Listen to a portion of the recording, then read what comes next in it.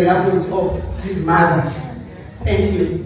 In terms of our opening, allow me to introduce and also outline our program for today. We have in our midst our honorable guest, Mr. Risenga Maluleke, the head of Statistics South Africa, the Statistician-General. We also have in our midst our CEO, who is our host, CEO of Moses Kotane Research Institute, Dr. Thandeka Ellenson. And then honoring us today, it is our panel members and our moderators that are here to share their industry knowledge and to contribute to the debate. We have Dr. Moses Kotane, who will be moderating our session today. And in the panel, we have, it's doctors, mostly doctors. Dr. Simiso Msomi, economist and monetary economist expert from the University of KwaZulu-Natal, he's a local. Dr. Elton Chinyanga, acting executive manager research services here at the Moses Kotane Institute, my part. And then the third is Dr. Pumelelo Zimande. She is the chairperson of the Statistics Council of South Africa, and by profession, she is a professor at the University of KwaZulu-Natal. And then lastly, our panel member, Mr. Takalani Ratiaya. I was going to greet him in Chivenda, but unfortunately I don't know it. He is the deputy head of economic development directorate at eThekwini Metropolitan Municipality, the municipality that is hosting us today. And we also have, having placed it in my eyes, our chairperson of the board, to acknowledge Mr. Tinta Tribade, our board chairperson for the Moses Kotane Research Institute, and also other, I'm going to call it dignitaries, other dignitaries in the room that as well. We must call you Dr. Mhlaba. We have a good thing about the 3 years and the doctorate in this institution. Ordinarily, I stand mostly when the protocol has been observed.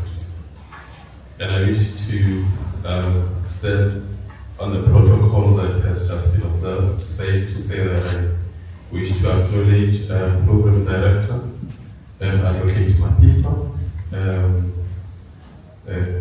our CEO, Dr. Ellenson, our board chair, I call my principal, Mr. Tinda,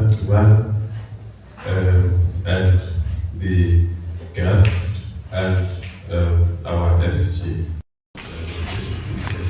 Every time you have to say SG, that you mean Statistician-General.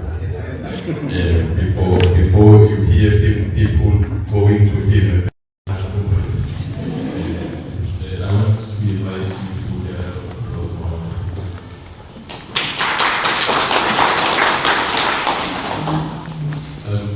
Police, first and foremost, we are grateful that I just have to briefly, within the next 5 minutes, give you an overview of the Research Services Unit as a premise on what are we actually doing here this morning.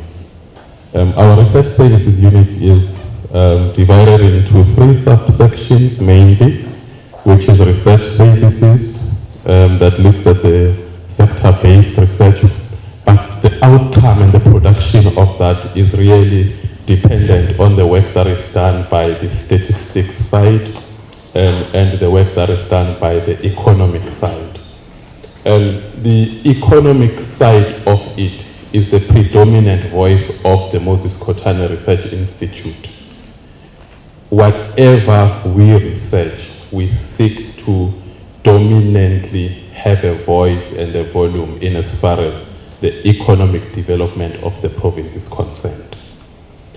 And if we are vested with such a responsibility of the economic development voice, it is therefore paramount that we also have the credible statistics to supplement the voice. Because otherwise we tend to have a misplaced voice. So we then thought it is important for us that we come in here and have this conversation. In fact, when we say public lecture, you should know that we are inviting a conversation for us on the benefit of the public that we serve. And all we want to bring here is to define and simplify two very important aspects.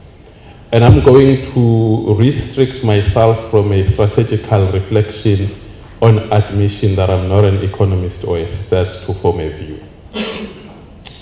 We want to say, for instance, that for us to have an economic view, we need to have content on what are the prevalence of the economic status in the province specifically.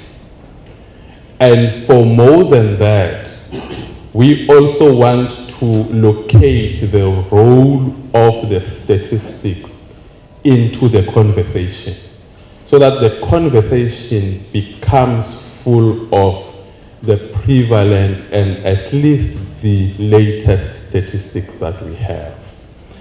And our colleagues that are here are basically people that are coming to simplify these two aspects for us in order not only for the Moses Kotane Research Institute to have a base in what they want to do with the two subsections, which is economics and statistics, but also to align our work so that it becomes a work that is acknowledged, accredited, right at the top of the statistics of South Africa. It is in that basis, therefore, that in our midst, we have invited the chair of the Statistics Council, and we have invited the chair of the Provincial Statistics. We have also invited the Statistician-General.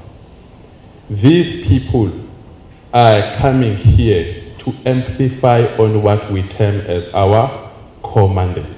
And it is my view that when we are done with this, we should be able to see, one, where Moses Kotane is and where Moses Kotane should go, where are the issues that aligns with us. And I thank you on that, and I thank you, and I wish to request a round of applause.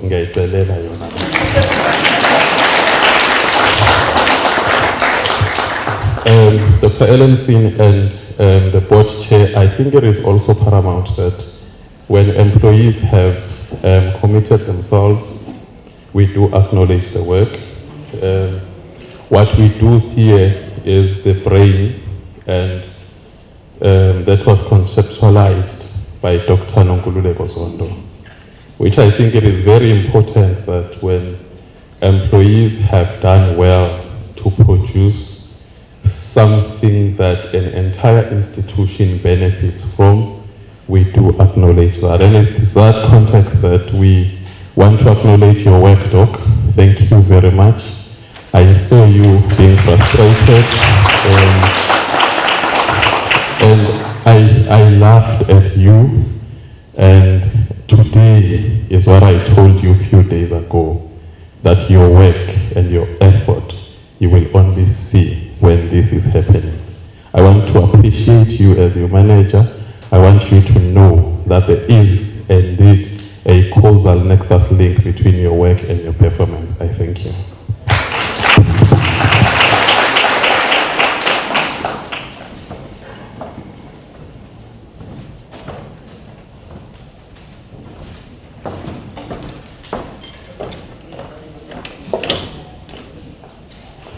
Dr. Kunjulwayo wanting to steal my pen.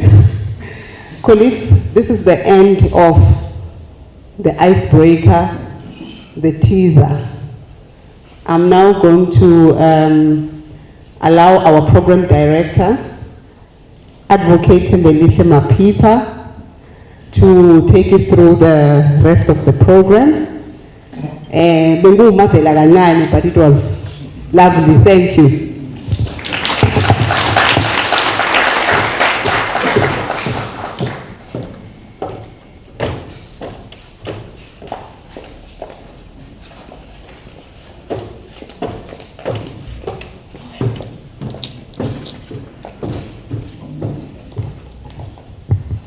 Good morning, ladies and gentlemen. I'll stand on the protocol that has already been observed and cover the gap that Ms. Mhlaba didn't cover. Dimasheron. And you say? Dimasheroni? Okay, Molweni. Dumelang. Kuemore. Okay, Sanbona, KwaZulu-Natal. You look beautiful. It's a beautiful day that the Lord has given us. I'm sure you're all blessed. We appreciate your presence. We appreciate that you left everything and chose to be with us today. Just to save time, I won't say much. I'm tempted to preach, but I won't. I'll just introduce my CEO, the trailblazer. I won't go too much into her achievements. We all know it's all over social media. It's all over the work that we are doing as the Moses Kotane Research Institute. We are just humbled to be led by such a dynamic, phenomenal woman in this organization. She has led this organization for many years now. I think we are going to 10 years, if I include the acting times when she was being warmed up for the position. So she has stood for the organization. She has taken the organization to where it is today. We have done a lot. We have grown a lot under her leadership. Dr. Thandeka Ellenson.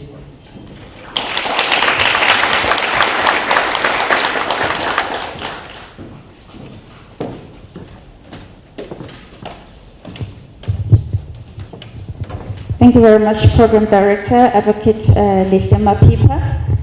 I'm humbled to be standing in front of you today, and I would like to specifically greet the Chair of Stats Council, Prof. Nzimande Mbele, the Chair of the Board of Moses Kotane Research Institute, Mr. Tinta Tabane, the Statistician-General. We are specifying not just the SG, but the Statistician-General, Mr. Risenga Maluleke, who came all the way from National Office to be with us today, all the CEOs present, all the professors and members of academia, all leaders in government, leaders in business, and members of the society, all panel members, all distinguished guests, and good morning, ladies and gentlemen.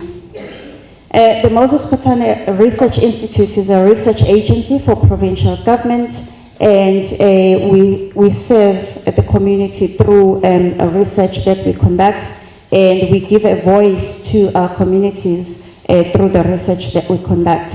But we also assist the provincial government with providing them with evidence research, so that when they formulate opinions, when they formulate programs, when they develop their strategies, they use our research as the basis of their work. So we are humbled today that you are here today, but mine is easy today is to introduce the main speaker, our SG, Mr. Let me not say. So Mr. Maluleke was appointed as South Africa's second Statistician-General in November 2017, and prior to that, he was the Deputy Director General for Stats Collection and Outreach. And he has been with Statistics SA for the past 20 years and was responsible for the provincial office's data collection for censuses and sample surveys. and for international statistics development and communications. Mr. Maluleke has also been instrumental in international statistical development. He has represented South Africa on countless occasions and has extensive experience in international and diplomatic matters. He has been instrumental in managing Stats SA's participation in international meetings such as the UN Statistical Commission, UNC, UNSC, and other platforms. He holds a BSc in Mathematical Statistics from the University of Limpopo, as well as the Masters in Urban and Regional Science from the University of Stellenbosch. He has also completed 2 senior executive programs from the University of Witwatersrand, as well as the Harvard Business School. Ladies and gentlemen, let us give a round of applause and welcome the SG, Mr. Maluleke. Thank you.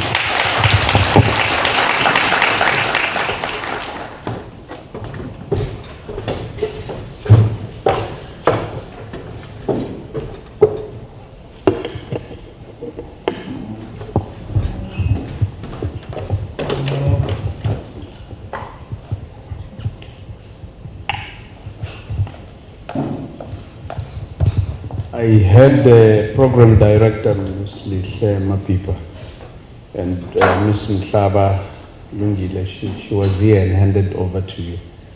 I had people clapping hands as I was coming up stage. You must be careful who you clap hands for before they speak, because I'm not a very good public speaker. I just happen to be the Statistician-General. And how I became the Statistician-General is that they called us together and they were looking for a Statistician-General. And I happened to be standing at the back because I was afraid they might choose me. And as they were talking and talking, the other people pushed me and I happened to be standing alone. They said, the one who's standing alone now is the Statistician-General. Let me take note of the chairperson of the board, Mr. Tinta Kivan, and let me take note of the CEO of Moses Kotane Research Institute, Dr. Thandeka Ellenson. And let me take note of the chair of the South African Statistics Council, Professor Nompumelelo Zimande. It's very interesting because in the public space, when we talk about the Statistics Council, people think the Statistics Council is within Stats SA. It is not within Stats SA.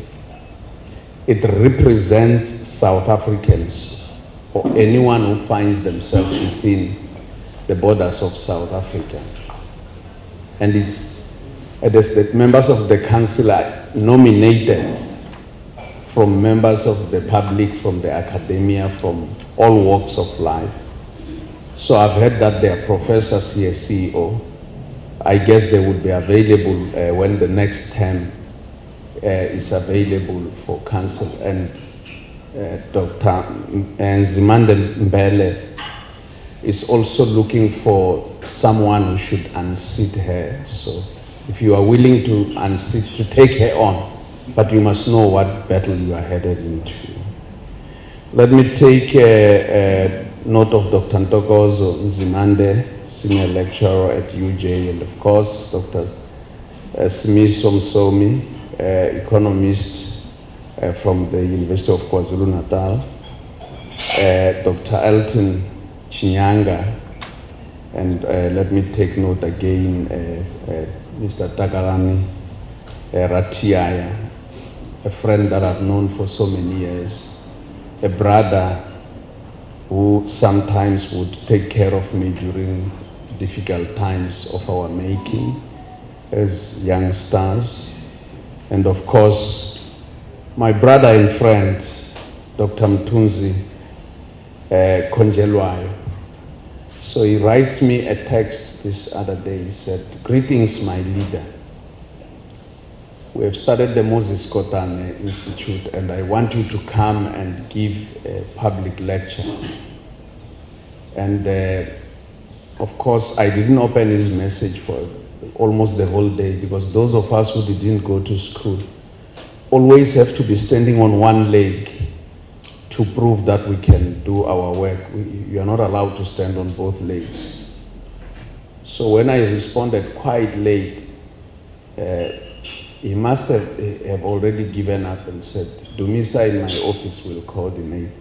And I'm glad that Mthunzi, you lived to your word that this day must happen, come rain or sunshine. So when I saw it drizzling, and there was sunshine yesterday when I looked at the weather patterns here in eThekwini, and today it was drizzling, I knew, yes, that is not demanding now. My presentation, which will talk, and I will talk to statistics, but I want to put it this way before we start. It's already moving, so we have to keep it there for now. I want to start by saying that this is a research institute. And for those of you who have never loved numbers or feared numbers when you were in the classroom, I promise you by the time we finish this presentation, you will have fallen in love with numbers in a way that can never be explained. I've often seen people going to church, program director, and they leave churches being possessed. So those who have never loved numbers, when we leave here, I want to see what your state of liking or dislike of numbers are. But I want to start by my teacher, because I will be telling you left-hand side on the right-hand side so that we move together. And it starts with my teacher. There were inspectors those days when I started school. They would go to inspect how teachers are teaching. And our teacher always said, who taught us arithmetic, if you know the correct answer, raise the right hand. If you do not know the answer, raise the left hand. So when the inspector is walking in there and the teacher is teaching and he asks a question and all hands are up, the teacher only points at the right hands. And of course, the inspector would leave there thinking these kids love their arithmetic. But I think the inspectors, if they were to meet me, they would know that the teacher was right. We loved our mathematics. Whether we raised the left or the right hand, it didn't matter. So official statistics is a very interesting place because one of the things that we look at is we don't look at input indicators. And I think in the case of Moses Kotane Research Institute, there are times when you will be approached by sections of society, those that are lobbying for budgets, by people, young mothers who want to know if the social grants are enough. You will be approached by departments who say our budgets are not enough. Try and understand research. You must always research the question. So you run through the whole value chain of statistics. So we don't worry ourselves, let us say, as to how much budgets were spent in building, for example, houses. We don't worry ourselves about how many houses are being built per day. Input indicators like your bags of cement that are going into building a project, we don't look at it that way. We know the bags of cement, will pick them up from mining and quarry on the side of the economy. And if we don't pick them up from mining and quarry, and even as we pick them up, when they go to manufacturing and they are being processed into a particular product, we will pick them up. And when they go to construction, we'll pick them up. So now, in the event of input as to how many bags of cement were used to build a house, and I'm using the housing analogy because it's easier for me. Now, we don't go into that. We don't go into the space of how many houses are built per day or per week. by the Department of Housing. It's not our job. Process indicators are not our job. But with the moment we come to output, how many houses have been built, completed? In the economy, on the social side, we'll know it when we go and interview people about the kind of housing they stay in. But on the economic side, we will know completed houses, we will know whether they are residential or they are non-residential, or bridges have been built, and how many roads have been built. We will know such information, and that's output. Outcomes, how many people have gone to access housing. That is why when we go out in the field, we ask what kind of housing people are staying in. And impact indicators is not our space. This is another area where Moses Kotane Research Institute can go into.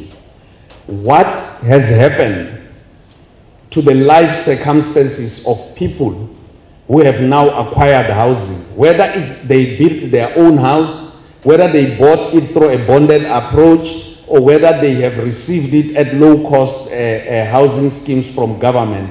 What happens when housing is improving for people? Because if we look from those of us who grew up in the mud houses, in a hut without a table or anything, and we had to read, when you have to read or prepare, write your homework, you have to have that lantern thing that you create by taking an old tin of jam. I think it was called Ilovo or something. You make a hole and put a thread in there, and you put paraffin, you light it, you lie on a belly on a mat and start reading. So what happens when people have houses that they can buy tables and their children can read from tables? What are the outcomes that we are seeing in education? That's impact. Those impact indicators is not our space. So we are seeing Moses Kotane. When you are 5 years, and when you are 12 years, I take a picture of yours. And when you are 13 years, I take a picture of, when you are 21.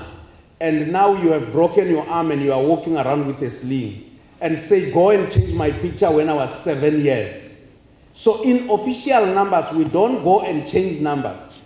Official numbers or numbers for research are like a picture at a given point in time. So where in Stats SA are we? We collect information about people of South Africa, or anyone who finds themselves within the borders of South Africa. I know this statement looks very dangerous, especially when I'm talking to my friends in the police services. They will tell me, but you can't say everyone who finds within themselves within the borders. What about the undocumented migrants? The Statistician-General is also responsible for them. Friends, Stats SA is responsible for everyone. Friends, Moses Kotane will be responsible for everyone who finds themselves within the confines of KwaZulu-Natal. Because statistics and research, unless if you are researching the issue of non-documented citizens or you are researching the issue of citizens alone, but official statistics and research, especially when you are researching for the province, it is about planning, and planning is about the future. So now, this is what happens. If an undocumented person, or what we sometimes call illegal people, go to the wall and press light there for the light to switch, the switch doesn't ask them first, are you legal or illegal before I switch on? They are using electricity. When they want to drink water from a tap, the tap doesn't say, hang on, I want to know, are you legal or illegal? When they go to the bathroom and they want to flush in the ablution facility, it doesn't ask them, or it doesn't say, I'm not going to flush, you are illegal. When they drive on the road and they on-ramp, the freeway doesn't say, sorry, are you legal or illegal? And indeed, when they go to the shop and have earned money and they buy, the till and the shop doesn't say, are you regular or irregular? So there's an issue of that they are undocumented, which is not ours as researchers, and then of course in the survey space, you are researchers, we are in the survey space. But one of the things we need to understand is that it must be about planning. There may be neighborhoods that we know have a lot of people who are undocumented.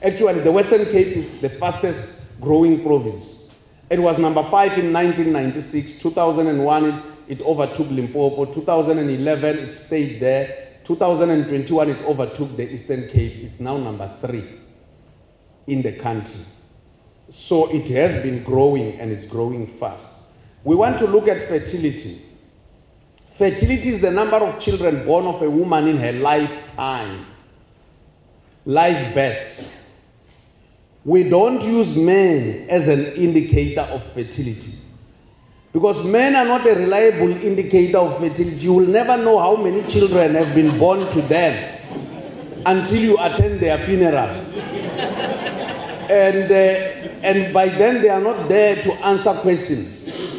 So somehow men, when they have children from other mothers, the children are hidden.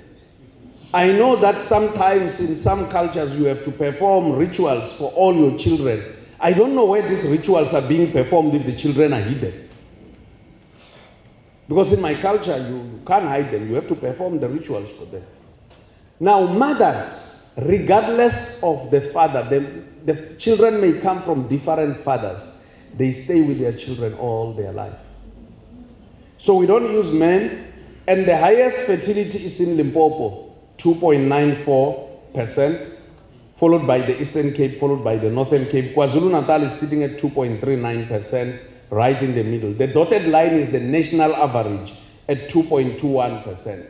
The ones that are below the national average are Western Cape and Gauteng.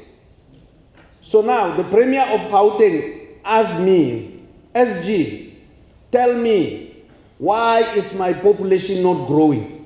I said, Premier, you are leading very lazy people in your province. Because there are no children born. Look at the Limpopo. Look at the Eastern Cape. Look at the Northern Cape. And in Limpopo and the Eastern Cape, those children are usually born in September, the majority of them. So whatever happens in December, we see the results. Because the fathers are migrant workers.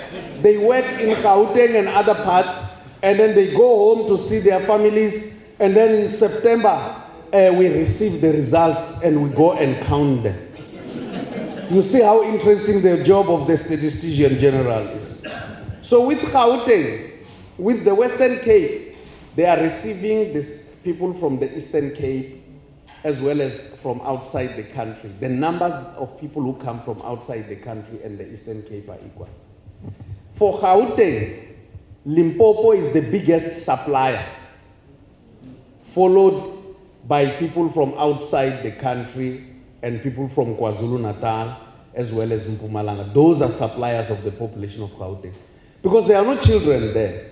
And in demographic terms, if fertility declines, it's at 2.1, it has reached replacement. It's 2 parents who have given birth to 2 children. They didn't contribute to the population. They simply have replaced themselves. When they die, they will leave 2 people. So I don't know how many of you here have 2 children. Go and contribute. And if you don't believe that Limpopo's fertility is very high, just look at who's standing in front of you now. Takaran. So with the economy, let's go straight to the economy. Let's look at the middle, the dark color. We will see it now. In the middle, there's 3 bars that go up. I think there's the presentation. Yeah, there. The 3 dark colors. That is 2005, 2006, 2007. This is the highest we have gotten. So in the National Development Plan, we say we want to grow at 5%.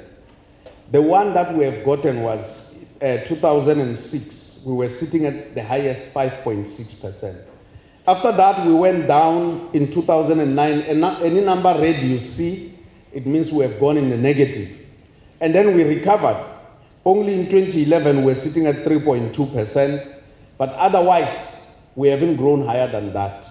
And indeed, we went down again during COVID, the big line red that you see, and we recovered. And after that, it was an aberration. When you recover from a small base, your growth is very high. It's like when we were small, we used to think cattle are very big. But until we have grown up, we realized, no, We thought goats are okay, but the cattle are very big. But now we realize they are the same. They are not as huge as we thought they were.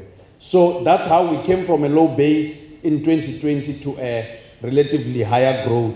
And indeed, we see on the right-hand side, our growth is not as much. So the three dark colors, we were riding what we call the commodity boom. And then what we see in the middle, after the small red line, is the benefits that come from the 2010, World Cup. Even you can see it showing in 2011 and the like. Because investments in economic terms is gross fixed capital formations. So those roads that we are building, those houses for accommodation, those facilities we are building for offices, those dams are investments. It's just that in South Africa, our infrastructure is following social issues than it's not much for economic issues. I'll give a good example. People in a particular village, Toi, they don't have a road, a third road that reaches them. So we plan, our planning is based on Toys. After they've Toy, we promise them, no, in a year we'll have put a road here, and we go and put a road. And then the next time we visit there, we realize that that road only has one vehicle coming of the school principal. And then the next vehicle you see passing is a donkey cart. Hi, Charlie. Yeah, that's what we see. So now, if we don't put infrastructure for economic purposes, we should not expect the economy to grow. If we don't put, it's like you can't expect to have chicken if you are eating the eggs of your chicken every day. That's it. So now our economy is not growing, and an economy that is not growing will not be able to create sufficient jobs. So when we look in recent times from 2015, I want us to look at the bottom, what we have amplified. This is the level at which our economy is growing, very close to zero. So it can easily slide into the negative. I sometimes watch National Geographic movies there, and I see people driving on the Northern Pole on ice. Those people, they are paid a lot of money and they take a lot of risks, including insurance. Those trucks sometimes fall inside there, and it's very cold. So we should not think that when our economy goes in the negative, it's not difficult, it's very difficult. Having said so, let us look at the structure of our economy. 22% is finance, followed by personal services, which include health and education at 16%, trade at 14%, manufacturing at 13%, all the way to the bottom where we have construction, electricity, gas and water, and agriculture at 5%, mining at 6%. So sometimes I hear we must go and start agriculture, agrarian revolution. And you know, as they said, he said it, Tunzi, that I'm SG as well. And sometimes when I hear people saying, Amanda, I also join. And when people say, comrade, when I'm walking here, whether it's the DA, the IFP, the EFF, the Statistician-General gives the numbers to everyone. When they say, Amanda, I have a lot of t-shirts from different political parties. So now, and you hear we need to go for agrarian revolution. We need to get our people back to agriculture. Agriculture is just in the last quarter that it went to 5% as share of nominal GDP. It's usually right at 2%. I'm not saying we should not invest. We need food, we need everything. I'm not saying we should not drive agriculture. We also need to revitalize, and the Research Institute, Moses Kotane, may open avenues for subsistence farming. The people who are growing at home and eating so that they can come out of poverty and don't have to spend their money going to buy food somewhere. Because when I was growing up, I didn't know that you can sell tomatoes or buy tomatoes. I didn't know. When I went to university, I was shocked to see tomatoes on a shelf. I didn't know. Okra, we used to grow it in the villages. Today it's being sold. And it's very expensive. I didn't know. So now, one thing we need to understand when you are planning, what is the structure of your economy? Finance includes real estate, those houses that are being sold. Some of them, when you go to Cape Town, go to 120 million and the like, including consultancies for engineering companies as well as lawyers' companies. That is what takes the biggest chunk. The second one is personal services. All those, the money that you put in education for your children, almost all of us here, our children, when they go to school, they go to upper level schools than to our rural schools. Some of them in private schools. When we are sick, we go to medical facilities that are private. And of course, we use a lot of data. We go and do our hair. The Statistician-General also cuts his hair every week. It's personal services. Imagine how much money we are spending in those things. Now, so we need to understand the structure of our economy. I'm not saying mining and construction are not important. They are. But when we are building skills, we need to know what we are responding to. In terms of provincial economies, the Gauteng leads at 33.2%, followed by KwaZulu-Natal at 16.1%, Western Cape at 14.2%, all the way to the Northern Cape at 2.2%. This is share of nominal GDP. One of the things, the KwaZulu-Natal is the one that we have highlighted. One of the things we must understand is the Western Cape. It's actually catching up with KwaZulu-Natal. It was at 12%, it moved to 13%, it's now at 14.2%. We are seeing a lot of factories moving from, or firms moving from Gauteng in the larger, and even from KwaZulu-Natal to the Western Cape. And as they move there, and these are issues. The president was talking 2 days ago about the state of some of our municipalities. He was talking to councillors in the ANC.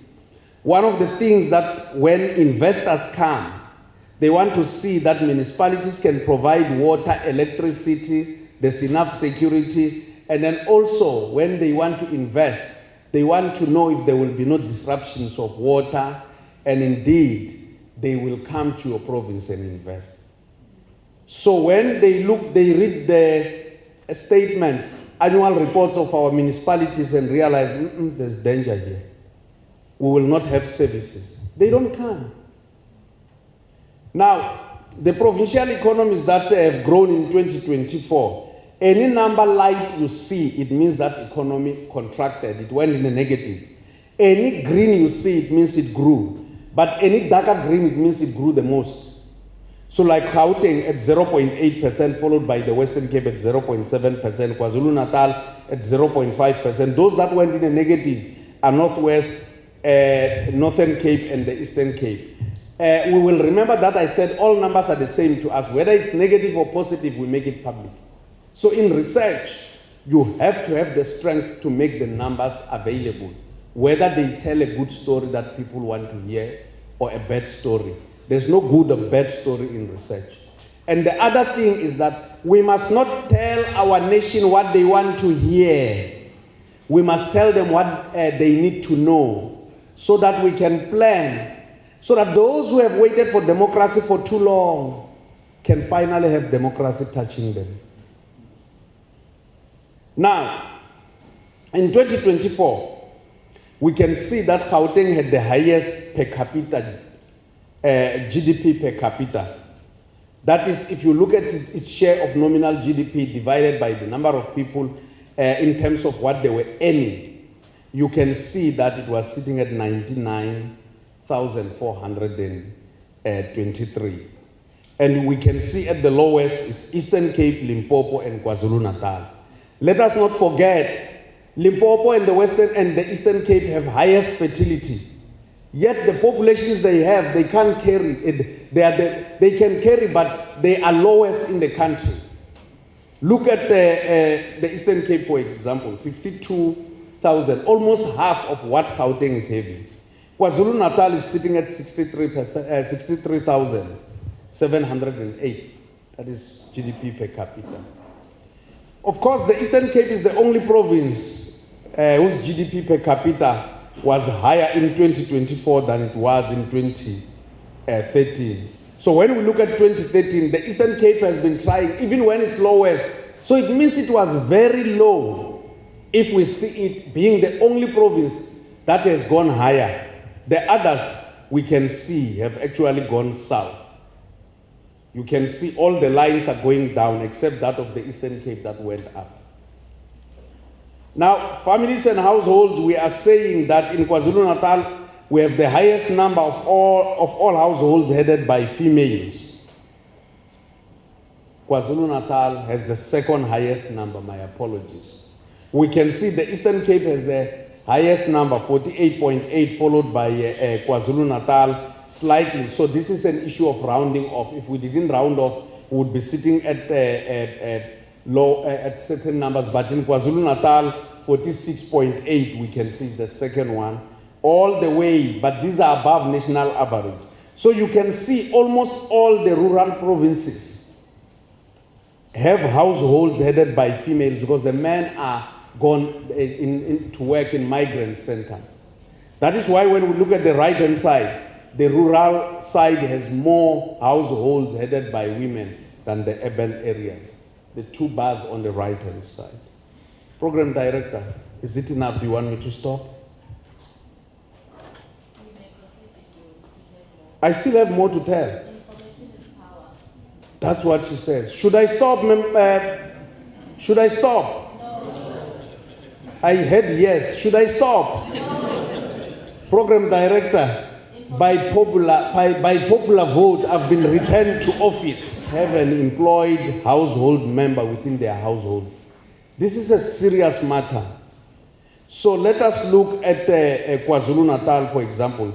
Right there at 39.5%. But look at the Eastern Cape. 53.3% of households headed by women do not have any working person in their household. It means they have to rely on government for grants. Look at the Western Cape and Gauteng. They are much, much lower, sitting at 29.5% each. Now, in KwaZulu-Natal, we had the largest proportion of children living with their mothers only. As we can see right from the top, the second dot, and in the middle, the lighter color, about half, 51.7%, slightly more than half of the children were living with their mothers alone in this province. And of course, the gray color tells us those who were living with neither parent. But we must not misquote or misunderstand us thinking that the fathers have run away and left their families. It's because of migrant arrangements. When we go and count, we find that the fathers are in Gauteng, we count them in Gauteng. Because you can't, I always hear premiers saying, no, the SG should count our people who are in other provinces and count them in our province. Because they come here and they need resources in December. So the issue of dealing with official statistics is that we are looking at where the person spends most of their time. 4 days per week, spending that somewhere, we count you where you are. So some people, especially fathers who are working in migrant centers, Gauteng, Rustenburg and the like, they spend the whole year and they come home for 10 days. And then the premiers say we must prepare water for 10 days when they are at home and actually remove them from those provinces. So what would happen? It would cause instability because in the provinces where they are, if we don't count them there, the numbers of those provinces would be lower. They would not be able to plan. And when they can't plan, it means those people would have to spend the whole year without water and electricity and ablution facilities, waiting to come home for December to go and see the bathroom.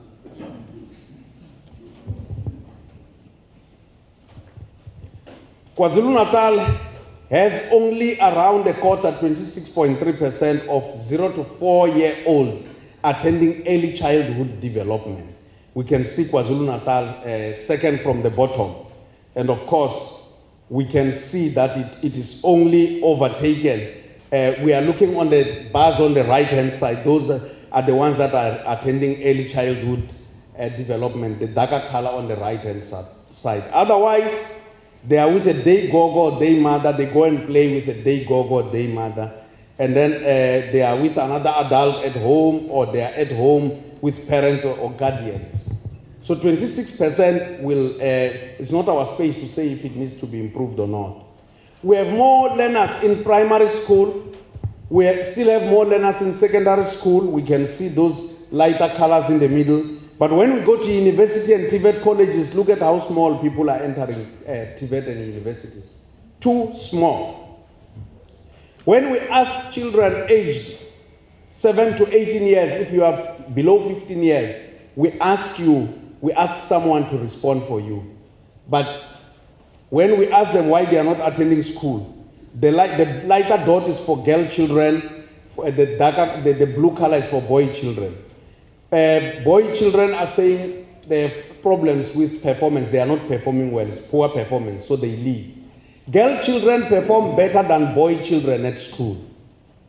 They say there's no money. That is the girl child. Now you can see the dot is outside the average. And it's because when there is money to be given to go to school between the boy child and the girl child, the family will always choose the boy child to go to school. Look at family responsibility. 11% of the girl children say it's family responsibility, and only 0.4% of boy children. 0.4% is not even 0.5%. Family responsibility. When there's an aunt and uncle who is sick, they always take the girl child to go and look after them. If the mother is sick, they take the girl child. But also, these girl children are looking after their own siblings, but they are also looking after children of their own. In 2023, there was one child aged 10 years who went to Home Affairs to register a child. She went as a mother at 10 years. There were 3 children aged, those who went, there are others who didn't go. There were 3 children aged 11 years who went to Home Affairs to register their children. They went there as mothers. There were 27 children aged 12 years who went to Home Affairs. There were 301 children aged 13 years. And there were 1,797 children who went to Home Affairs to register their children at Home Affairs as mothers aged 14 years. These are things that research must unearth. Stats SA doesn't ask why it's happening. So Moses Kotane must understand why. Is it our social order or what? Because Stats SA is like my Sangoma Mklabu ya Lingana. When I go there, my Sangoma only tells me there's someone who wants to unseat you from your position, but they don't tell me who. So I have to look at all of you always suspicious and watch your behaviors and go back and tell my Sangoma and say, I think I got one. Mtunzi is the one who wants. And then he gives me muti again. When Mtunzi walks about, sprinkle it, you will see you will remain powerful. And you can see I've remained about 8 years now in my position.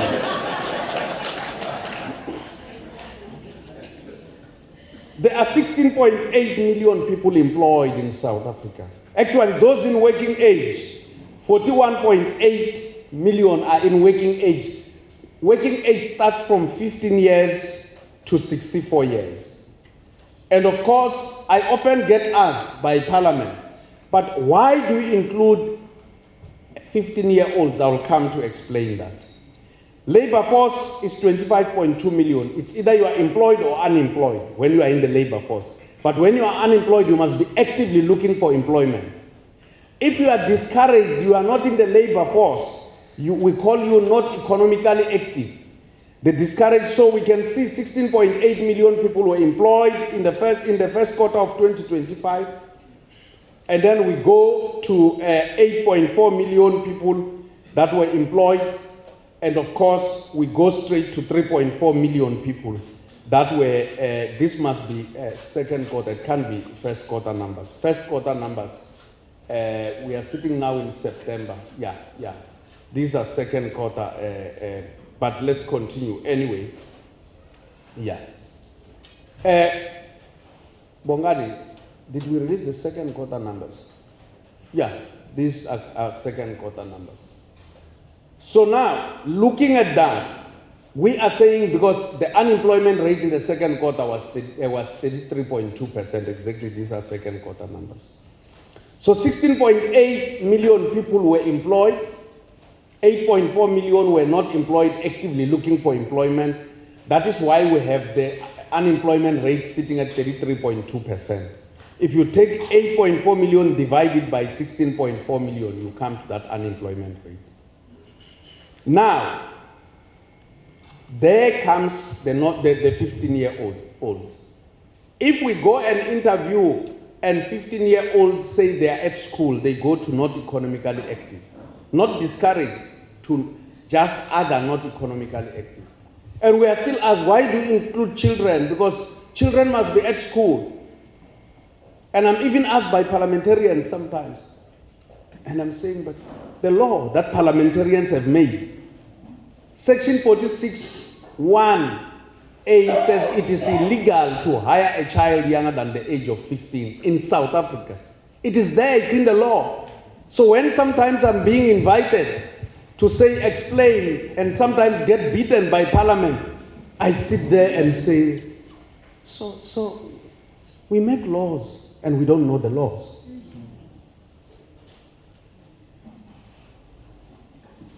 Members of the public ask this question. And I say, so there are laws in our country and we don't know what laws are governing us. And sometimes I'm asked by the most enlightened people, Lihle, the most enlightened people, too dangerous. As my friend who speaks Portuguese would say, too dangerous. When we take the 8.4, let's come to KwaZulu-Natal. The employed people were 2.7 million, the unemployed were sitting at 1.4 million.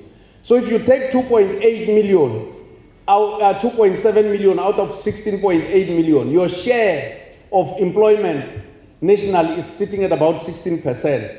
Yet your share of the population is sitting at 19.4%. So you have a difference of 3 percentage points. So it means people in KwaZulu-Natal are not cutting in it as much as the size of their population is. And these are issues that the Moses Kotane Research Institute must start looking at, because Stats SA will never make those differences. We must look at the data coming from Stats SA and harvest insights. The unemployed are sitting at 1.4 million. And when we look at the 8.4 million, we are coming at about 20%. So it is saying that the share of those that are unemployed goes even higher. But when we look at it, juxtapose it with the labor force, your share is 33.4%. And you have about 1 million discouraged work seekers. You have others who are not economically active, like students and the like, 2.7 million. Let us go back to that slide where we had the 8.4 million. When you take the 8.4 million plus the 3.4 million discouraged work seekers, as well as another 800,000 that when we interviewed them, they said, I didn't look for employment, not because I'm discouraged. Had employment come, I would have taken it. We come to about 12.6 million nationally. That is your challenge of the number of people that are unemployed, representing the expanded unemployment rate of 42.9%. Last month was the month of women. So now, I'm sitting there and I'm looking at the numbers. There are about, out of the 16.8 million people employed, 9.4 million are men who are employed, 7.4 million are women. There's a gap of 2 million between men and women. Yet this country has more women than men.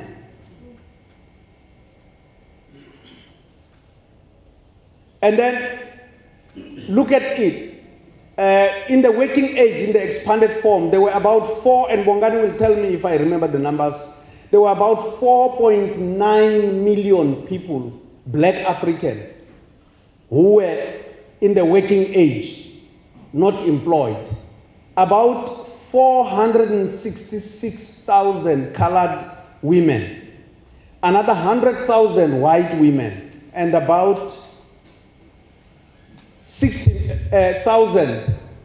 100,000 for white, 60,000 for the Indian population group, because they are a smaller population group in our country. So about more than 5.5 million women in working age are not employed in South Africa. And what happens is this: if you look at it, unemployment affects women the most, but Black African women are much more vulnerable to labor market.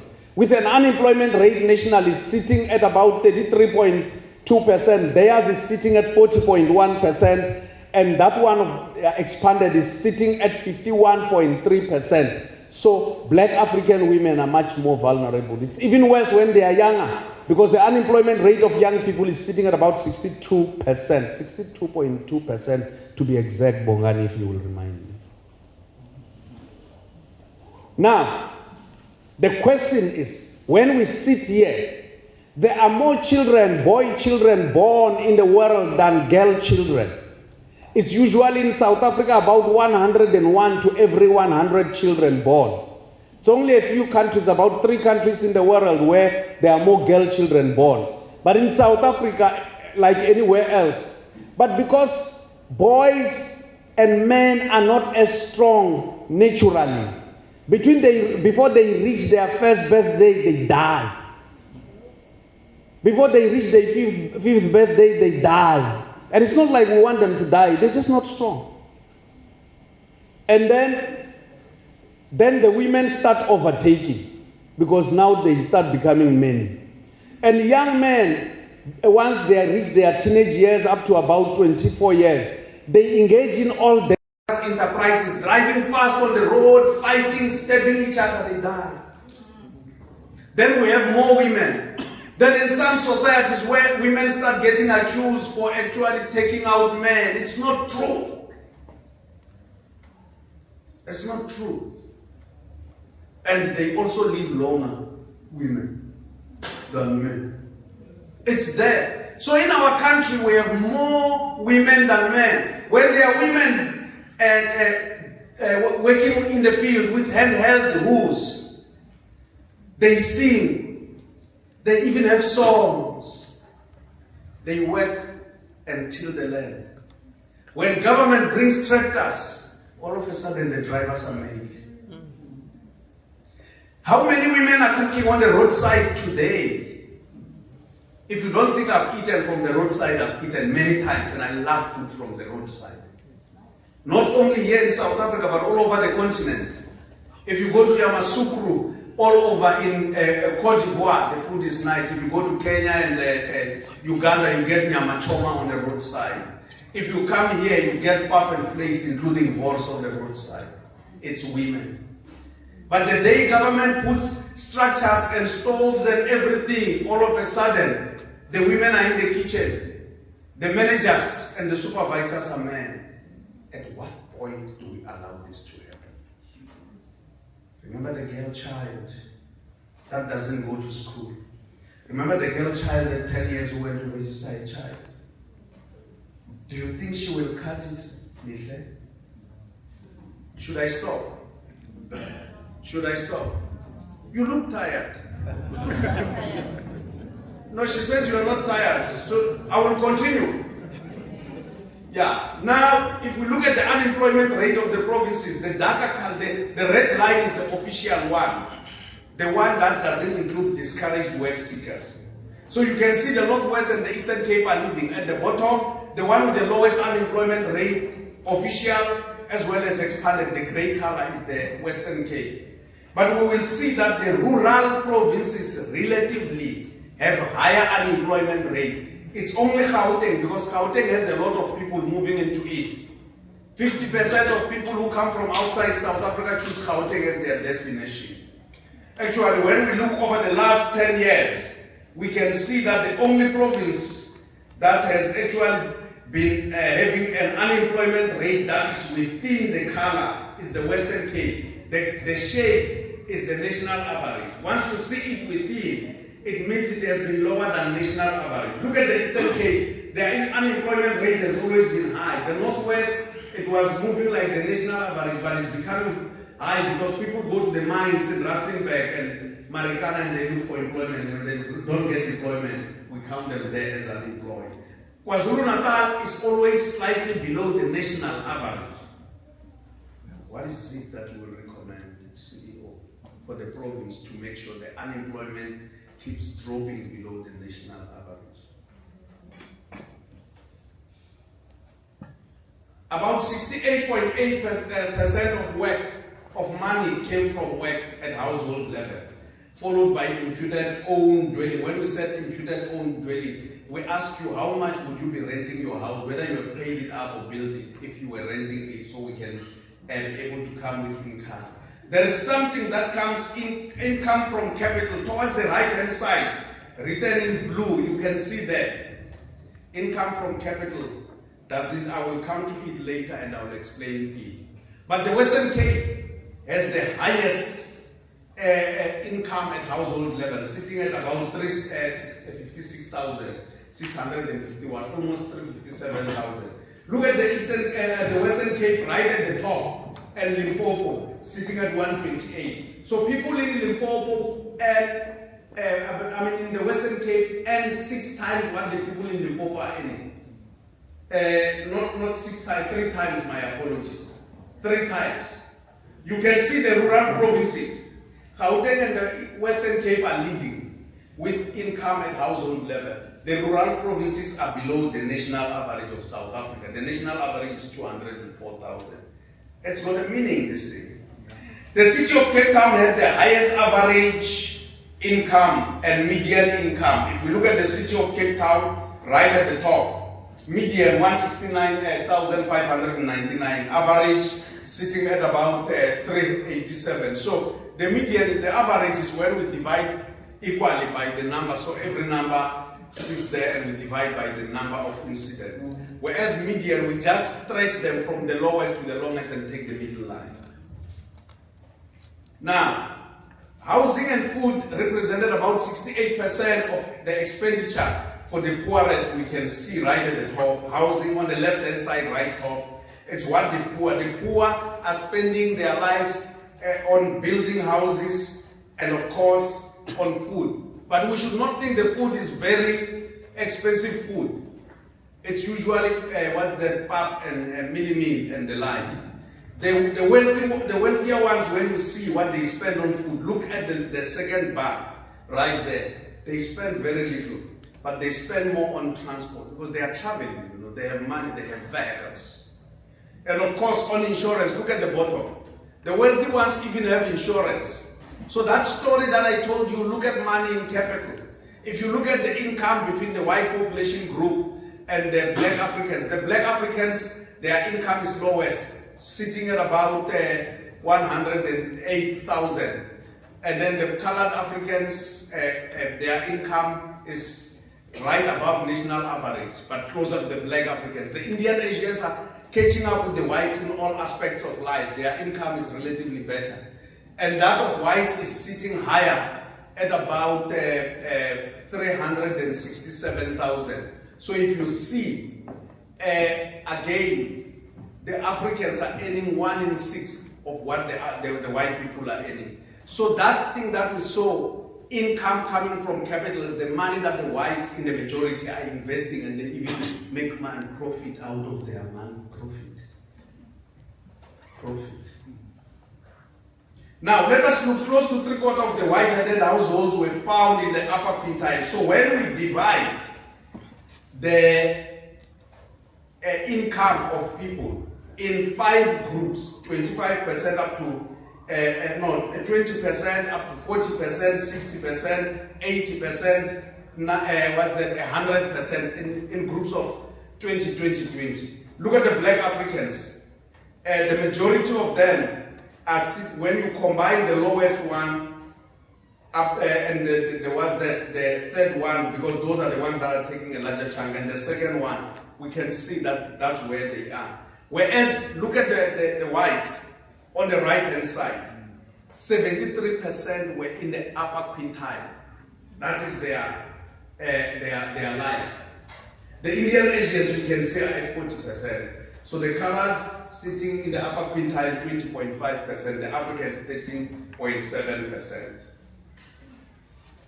I'm going to only talk about the lower bound poverty line to say, in 2015, 40%, the lower bound in the middle, the yellow color, 40% of our population was poor, because we are tracking the lower bound poverty line in the National Development Plan. But we are about to come up with new numbers in relation to poverty. And then, other than Manimetric, this is Manimetric, it's based on what you earn per day. what a person must have a day.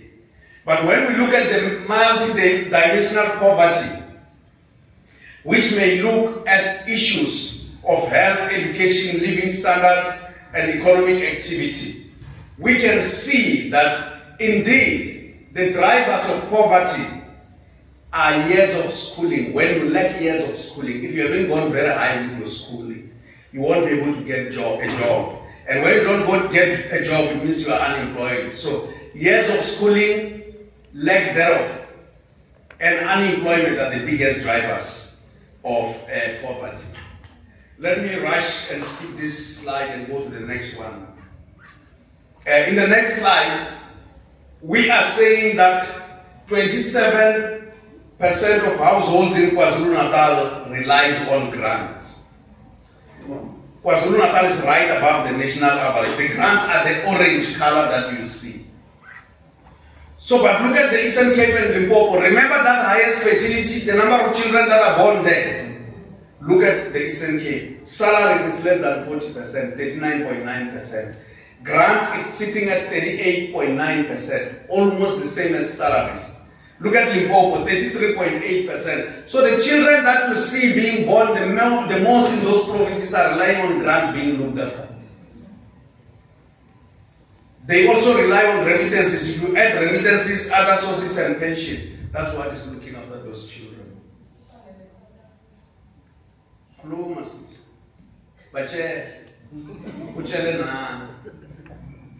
So there's always a danger. There's always a danger. And this is what we will look at. We will have to look at as Moses Kotane Research Institute. When our policy makers do not use empirical evidence for planning, the perils of that are that you will have political ideology leading planning. You will hear people say, no, we need to, comrade, in communism we plan it like this. Even the Soviet Union is no longer there. China is there, the communist state, but they have now brought in a functioning capitalist system to drive their economy within a communist state. So these are kinds of things that you will have to look at. If there's no numbers, if there are no numbers, there will always be political ideology driving our planning. There will be unethical behavior where people think just move money here and there. Because they just wake up and think, we should move money here and there. You know, my aunt stays in that village, make sure there's a road going there. Sometimes there will be anecdotes and there will be arbitrariness, where people will say, I know that people are actually poor. Because I went to my aunt's village and I saw that they don't have water. If someone walks in here and they look at the clothes we are wearing, they would say, South Africans are very wealthy. If they look at the plates we're having on our table, they would say South Africans are very wealthy. That is a danger of aggregation bias. We must guard against that as Moses Kotane Research Institute. The name Moses Kotane is not a small name. If you work for the Moses Kotane Research Institute and you can't stand upright, and stand firm, and you have this name as part of you, Moses Kotane, then we have lost understanding of what Moses Kotane fought for in his lifetime. We have lost understanding.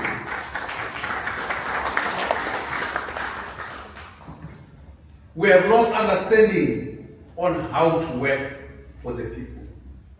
Sometimes there will be power of influence and sectional interest. Even from the same political party, there are times when they say this one is left, too much, right, center left. In research and statistics, you know nothing about center right and center left. Actually, you belong to every political party.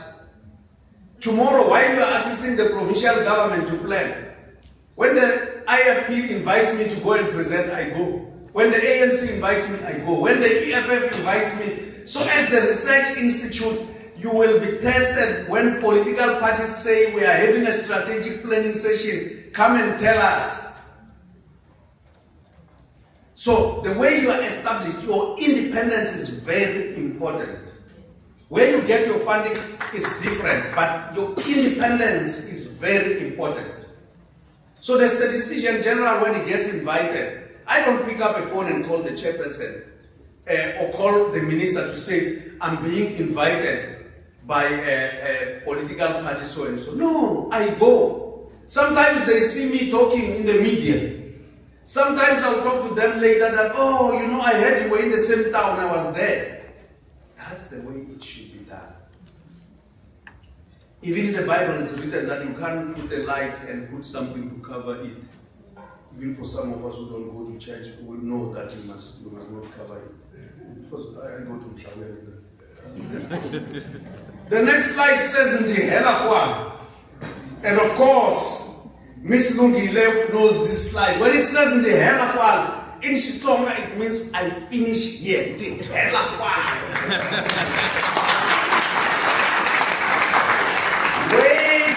Wait. The story is still coming. When I was young, growing up in the village, our mothers could not read and write, you remember. Our fathers, remember the fathers in the migrant centers. Remember the children that are born in September, remember. Our mothers could not read and write. So we were the scribes of our mothers when they wrote letters to our fathers. So our fathers and mothers could not end a letter. My mother could not write a letter, I miss you, my husband, or love you. Because if we as the children wrote that on behalf of our mothers, my mother loves my father. It was taboo. We were not supposed to hear that. Because according to village legend, we were going to go deaf. And if we wrote those words down, like I miss you, my husband, on behalf of our mothers, we were going to go blind if we saw those words.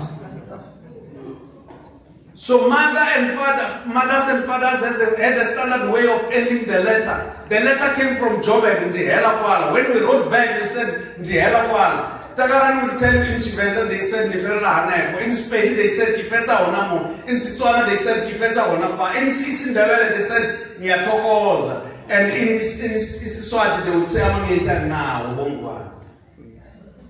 And in what's that, in Sisu to Sakurwa, they would say, Kifeta onamo, nawatsena jitawa, me of this news.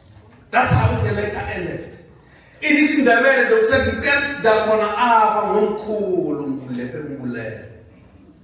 in English and Afrikaans, they ended the letter, I miss you, my husband. I miss you, my boyfriend. Because they could read and write. In Afrikaans, they ended the letter with a liferio.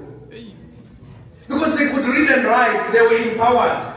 Never, and never again, Mandela once said, close quote, should we allow any section of our society to be excluded when we have numbers to tell us where we are making progress or not? When we are sitting here at Moses Kotane Research Institute and understanding the dynamics of our society, never should we allow any person, young or old, man or woman, black or white, to be disadvantaged, because numbers will always tell a story.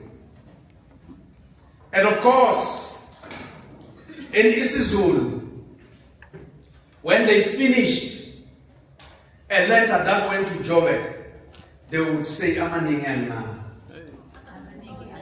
Angina. So, Nam Lishe, Amaningi Angina.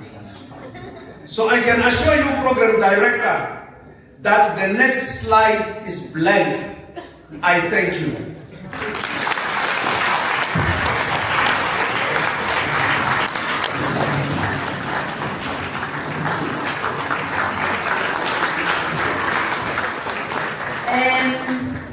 Do you all love numbers now? Show hands. Right hand if you don't like numbers. Left hand if you love numbers. We just want to say, Akenza. And that's in his language.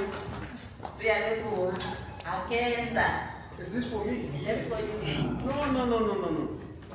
My job is to go and present to everyone, and then now I can't be paid because the statistician. We are not paying you. The statistician general gets paid a lot of money. So if now you are paying me again, Can I show you there's no brown envelope in there? you sure? We sure. This is just a corporate gift from the Moses Kotane Research Institute, acknowledging the good work that you have done and your time that you have taken to come down and share this valuable information with us and instilling the love of numbers to us. Thank you.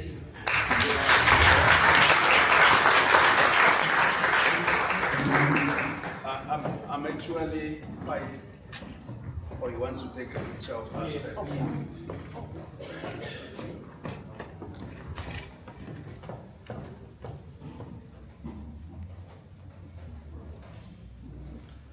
I'm actually quite humbled by this, colleagues. The job of the statistician general is to make numbers to everyone. Whether they have something they can give you or not, they all go in the village, but the point is, when you want us next time, even when there's no gift, you must know we are always ready to serve. I thank you. Thank you. This is KZN. When we have a visitor, we don't allow them to go home empty-handed. We thank you again, the SG Maluleke, for your time. We also thank the whole department for allowing you to come down to us.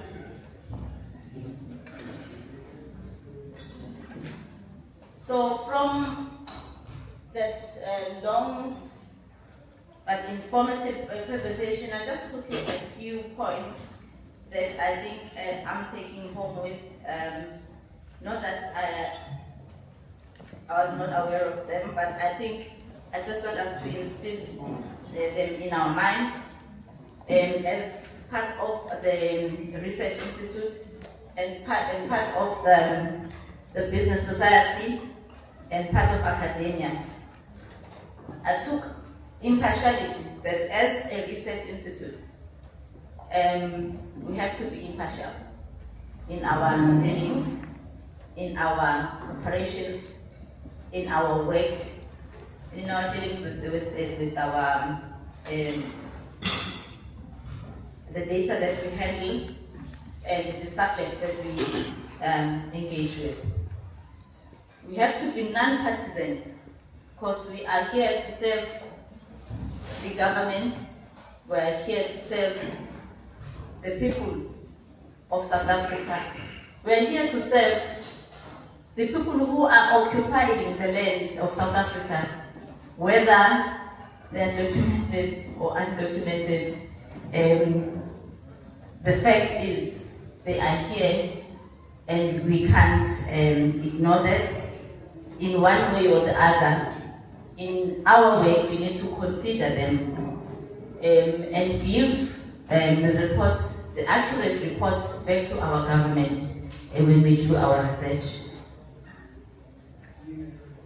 So with that, we also take the fact that we have to be realistic in our approach as researchers. We have to tell the real facts, tell it as it is. So I also pick up that there's a lot of ignorance that we may or may not have been aware of. In law, we say ignorance of the law is no excuse. So we need to be aware of the regulations and the legislative pieces that govern our work, that govern our well-being, that govern our society as a whole, in terms as the researchers. So that whenever we do research, we don't only concentrate on the project that we're dealing with, but we also take cognizance of other laws that may impact on the projects that we're doing. September, in the legal month, is the Wills Month. We need to be realistic. We need to get informed. We need to consider those that we are responsible for in our words, and consider, I'm directing this now to the females, please let's not hide those babies that we are given by God and only bring them on the day of the funeral. They must be considered in the will. And if they are not considered, the law will bring them in as soon as they are discovered and they are proven to be from the person or from the deceased. We also get that the women are stronger naturally from birth. And so as women, we are encouraged to carry on being strong, as we have been given the power by God, and guide where we need to guide, and submit where we need to submit, and work as hard as possible to keep our society in order. Let me move on with the program without wasting your time. The next item is a panel discussion of the industry experts. So I will call to the stage Dr. Ntokozo Nzimande, the senior lecturer in the Department of Economics and Econometrics at the University of Johannesburg, and a panelist. Please come up, ma'am. As I call your panelists, oh sorry, it's you see, that's the issue with the unisex names. I'm so sorry. Dr. Ntokozo Nzimande. The panelists are Dr. Simiso Msomi, the economist and monetary economics expert from the University of KwaZulu-Natal, and our very own Dr. Elton Chinyanga, the acting executive manager research services unit at the Moses Kotane Research Institute, Dr. Nompumelelo Nzimande Mbele, the chairperson of the Statistics Council of SA, and that one I'm quite sure is a female because it's Nompumelelo. Then lastly, Mr. Takalani Ratianya, the Deputy Head Economics Development Directorate at Ethekwini Metro. Over to you, Madam Mr. Moderator.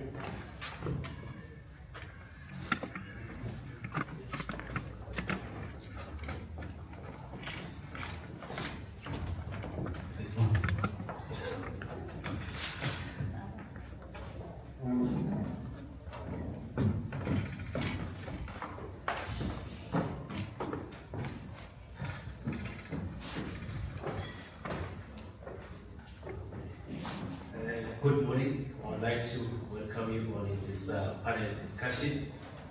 And my name is Ntokozo.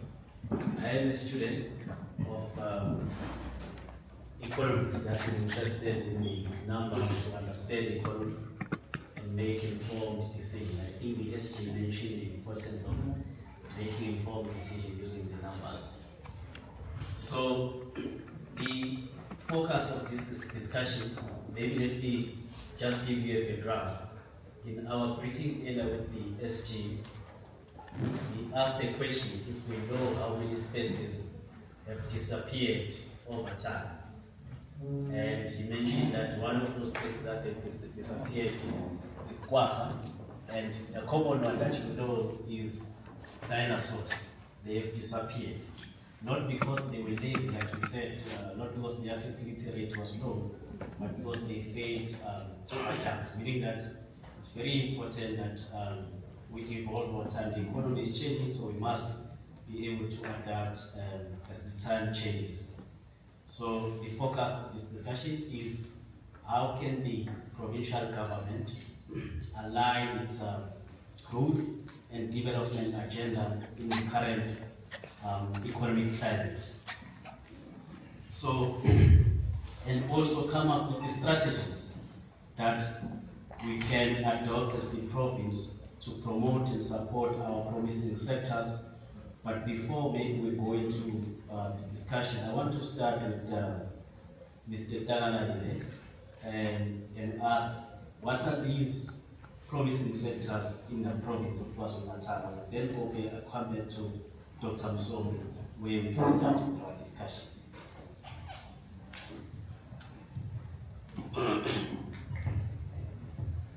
Yeah, good morning, colleagues. Before I answer your question, Dr. Let me first introduce myself. My name is Tagalagile Ratiaya. I'm from Durban Municipality, Economic Development.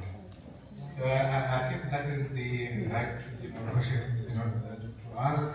And then how I need to answer that, I'm also going to take a cue from our SG, right, in terms of what is just shared with us, with the numbers. So if I recall, correctly, we were told that the KZN has got 16.2 billion people, and then if I can take that right into the region where I am in African countries, that's plus minus 4.5 million people that were residing in Africa. So one of the other points that I also taken from the presentation was SKZN in 1996, we didn't have this more.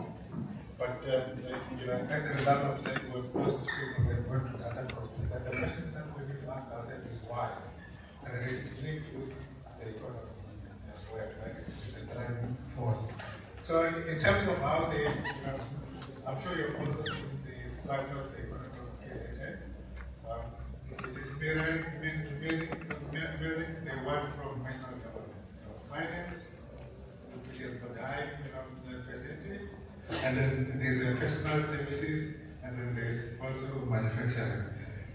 But in terms of where are we seeing an opportunities to support these sectors that we can advance this idea of inclusive growth. Let me start with something that is very, very important for this province and the city that normally we don't acknowledge. So the province of KwaZulu-Natal and the territory for that matter, we are an industrial hub after Gauteng in terms of our economic structure. For example, our manufacturing sector, as a whole, it is contributing almost 80%.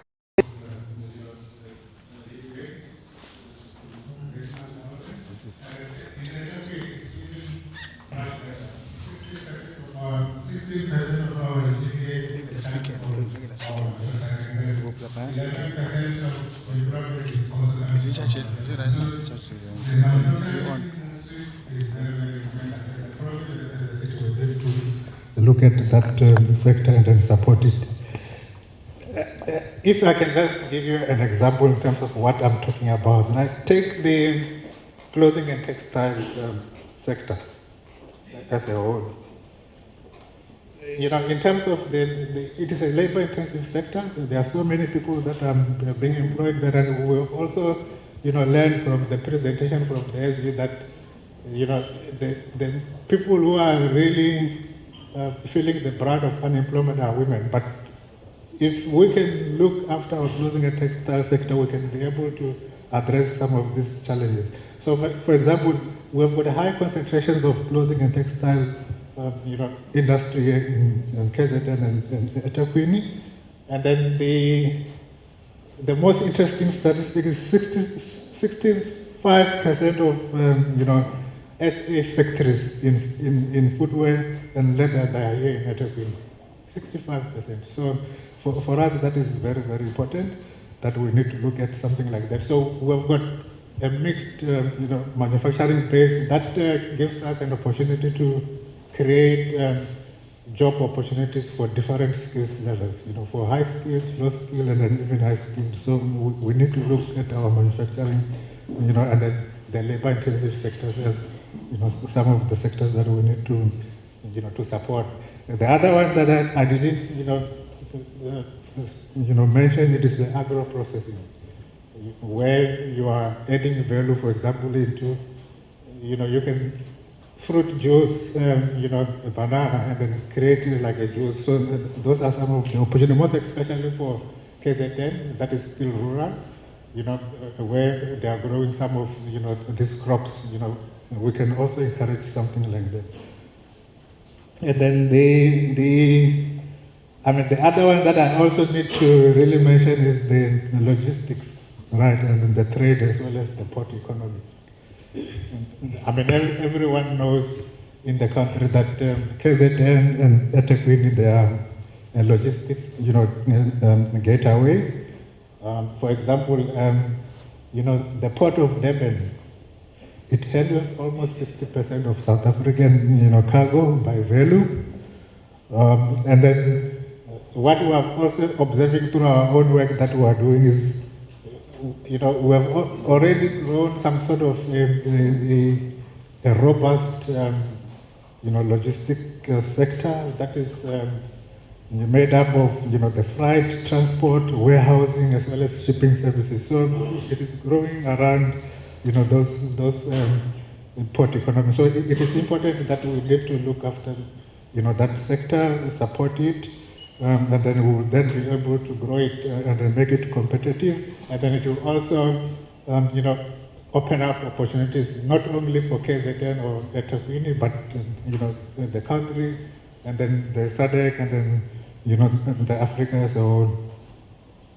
And then, and then with regards to that, the other issue, with regards to the logistics sector, it is, the link between Durban and Johannesburg through the rail corridor. We really need to focus on that corridor to make sure that it works and that it is protected, and so that we can then be able to move goods, and services from Gauteng to our port and then to the international markets. The other one that as a province and the city we are really good at is the tourism and the visitor economy as a result of the assets that we have, the warm beaches, cultural heritage. If you come here and then you don't go to the Drakensberg, then you've missed something. So I think we need to look at those endowments and then try to to support that. And then the other one, it is also linked to the theme that the SG was trying to to tell us through the numbers. Is the services and the knowledge economy. You have seen even from national, even the province, finance is the sector that has got the highest share of GDP. And then in that, you did mention real estate and the likes. If I can just maybe give you an example. 60% of the eThekwini economy, metro, it is made up of services, 60% of our economy. So finance, real estate, there are also new emerging sectors that are happening. For example, ICT, the business services, and then in our case, since 2011 or so, we've been really putting a lot of effort into a sector that we are calling it global business services sector. It is made up of call centers as well as back office. We've managed to develop Durban as a hub for that sector. The sector really provides customer support as well as IT support. So we can still grow that, and then it creates a lot of job opportunities for young people, especially women. That we were told that if you look into the numbers of them who are unemployed is staggering. So with a targeted support, we can be able to nurture that sector. And then we have proven it ourselves that you can do it, and then we create job opportunities for our people. Thank you. Right. Maybe let me bring in Dr. Msomi into the discussion. Dr. Msomi was an economist and a lecturer at KZN on the immediate left. I'm not sure how he feels about that being on the immediate left, but early in the year, the KZN held a conference, investment conference, where Minister Parksdale reaffirmed the national government's commitment to position KZN as a regional trade hub through investment in infrastructure and investment in special economic zones. And at the same time, the Premier of the province, His Excellency Tami Nduli, said that he highlighted that the province strategic location and its diverse economy, as Mr. Tagarani was mentioning how diverse our economy is in the province, makes this province of KwaZulu-Natal a prime destination for trade and investment. And remember the discussion, the point of discussion here is how the provincial government can align its growth strategy and development agenda with the national monetary policy. So I want to bring you in, Mr. Msomi, here, because yesterday we had the central bank, the Monetary Policy Committee, which decided to keep the interest rate unchanged at 7% amid the low growth forecast of 1.4% in the country, and the inflation is well within the target of 3.4%. So, and you'll remember that there has been a discussion about the possibility of bringing down the target from 3 to 6% down to 3%, although that is still a discussion. The main point behind that idea is to bring down the borrowing cost and therefore support investment. Now, Dr. Msomi, I want to check with you here, how do you think, what is the role of monetary policy in shaping the KZN's ability to grow these key sectors that Mr. Tagarani has mentioned, and how do you think that provincial agencies such as the Trade and Investment KZN, which is tasked with the mandate of promoting the investment in the province and facilitating trade, how do you think that we can align those agencies to leverage this for resilient investment in the province? Okay, thanks, Doc. I think the best way to start this is to first explain the role of monetary policy, or what is monetary policy. You know, the most interesting thing, we just had SG here explain the numbers to us. Now, the difference between what they do and what we do is that the earliest record of mathematics is almost 300 years BC.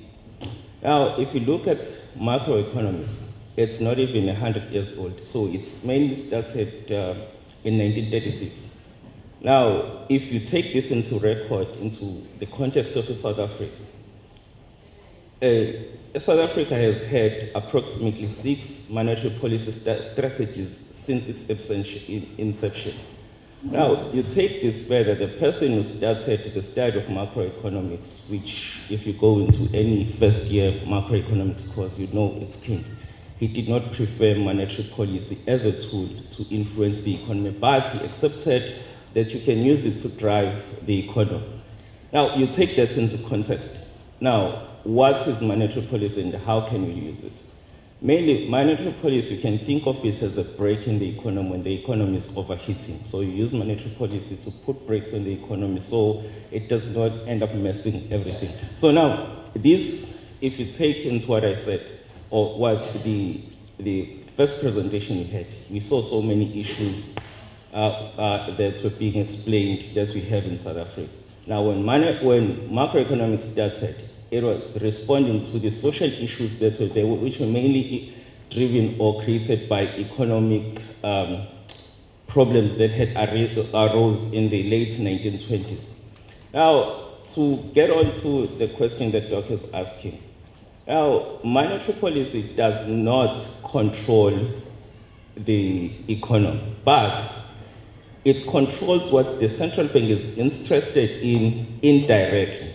So, if the SG gives us the numbers of the consumption, so consumption numbers, the central bank cannot control it, but it can control an indicator which ends up affecting consumption, which would be the interest rate, which brings me into what Doc was saying. So this I find it very interesting because when you look at the interest rate, it serves as an incentive maybe to investors and also to us as consumers to decide whether do we borrow money so that we consume in the economy, which ends up driving the economy forward, or if we're an investor, do you maybe postpone your decision to invest to some period in the future. Now, I went through some numbers because the official numbers came out last night. So what we saw, I'm going to make a bad example. We saw that the number of summons that have been issued out holistically in South Africa for people who are bad debtors has declined. Now you can see this as a good thing. And coupled with this, you saw the numbers of people who have judgments against them, whether it's firms or it's the individuals, it has also declined. Now it means the central bank or whoever is interested in driving or managing the economy has tightened the economy, which means now the rules to getting a debt, they are very stiff. So what does this mean? It simply means that people can no longer freely take risks. You go to a bank, you borrow $1 million, you go start a business and you fail and you get a judgment against yourself. So what this has done to us is that it has made the people who are responsible for providing assistance to the economy to move, to tighten it. So I have to look at some of the numbers that I looked up at last night. So what I'm trying to get at now, taking into consideration what has been said.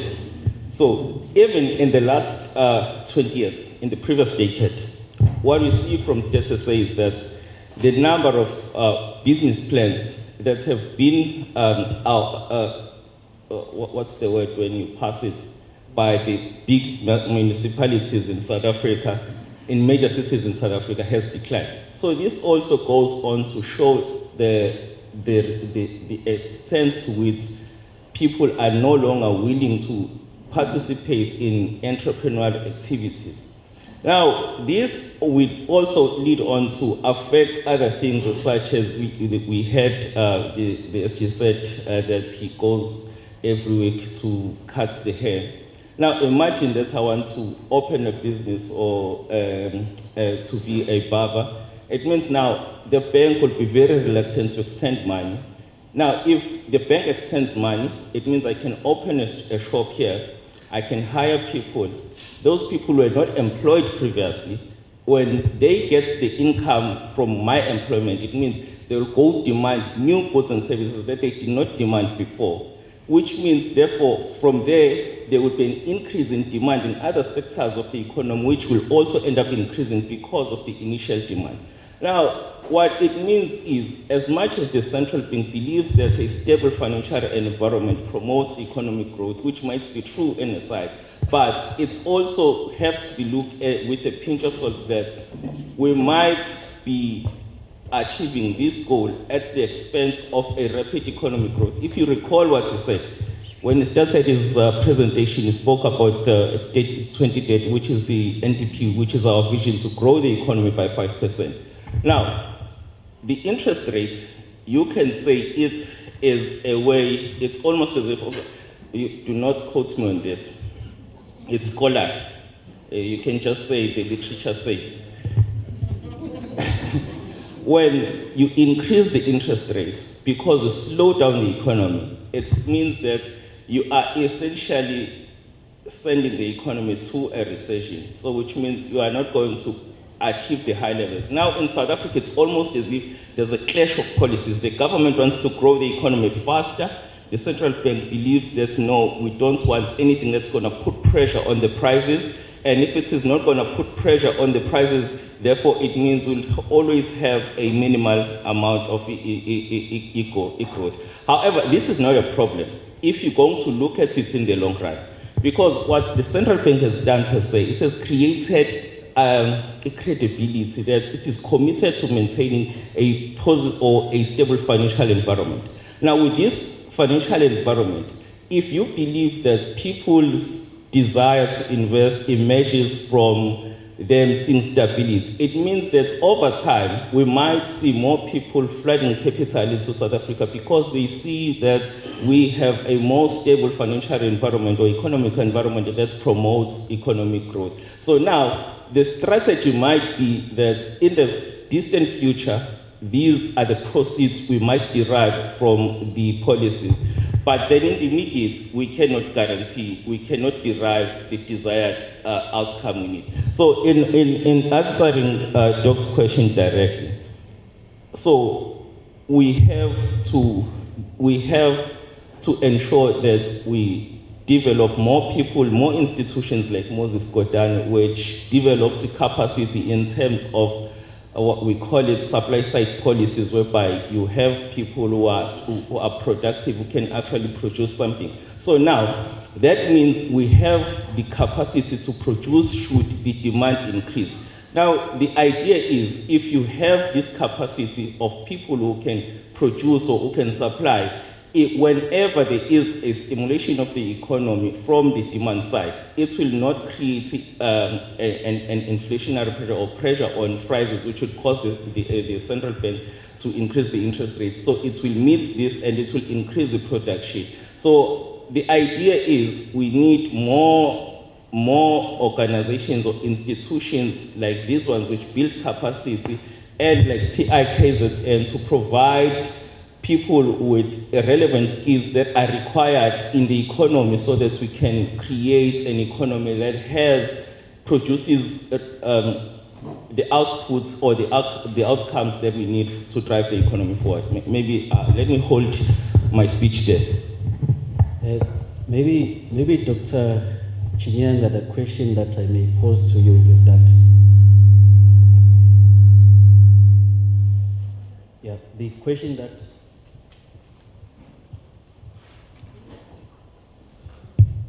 the question that I have for you is, as the SG has shown how important trade is for the province of KwaZulu-Natal, and our strategic location ensures that we are a trade hub as the KZN.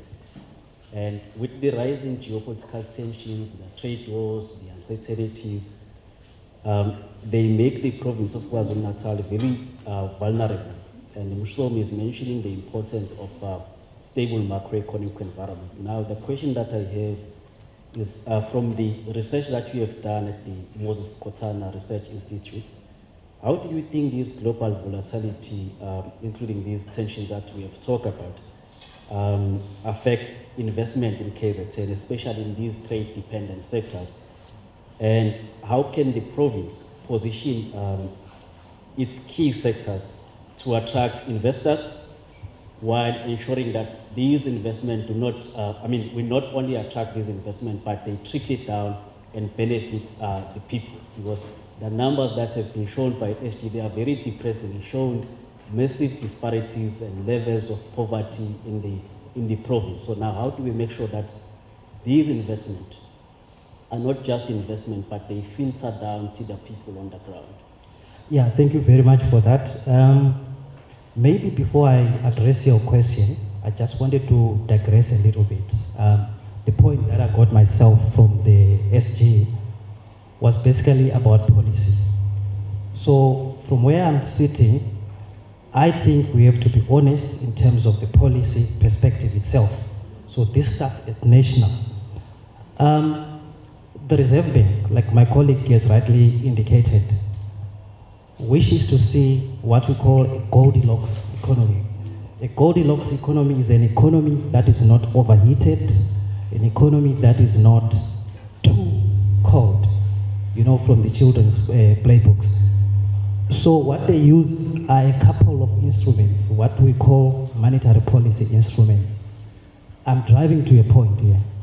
So monetary policy instruments, we've got open market operations, you've got your reserve ratios that require banks to hold certain amounts of money, and you've got the most critical one that we're talking about, which is the repo rate.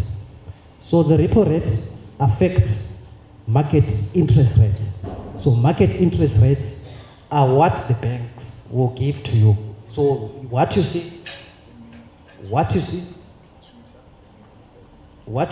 see are actually rates from the commercial banks. So banks themselves, they borrow from the Reserve Bank using what we call the repo rate. So this repo rate affects borrowing cost. So I'm driving to the point that we have to be honest in terms of policy, because when we did research as the Moses Kotane Institute, we've actually found out that the interest rates that are actually prevailing in South Africa are not even comparable to a neighbor like Botswana in other developing economies. They are relatively high. So what we mean by that is that those high interest rates have got an effect on your expenditures as a consumer. They've got an effect on the investors that seek to come and invest.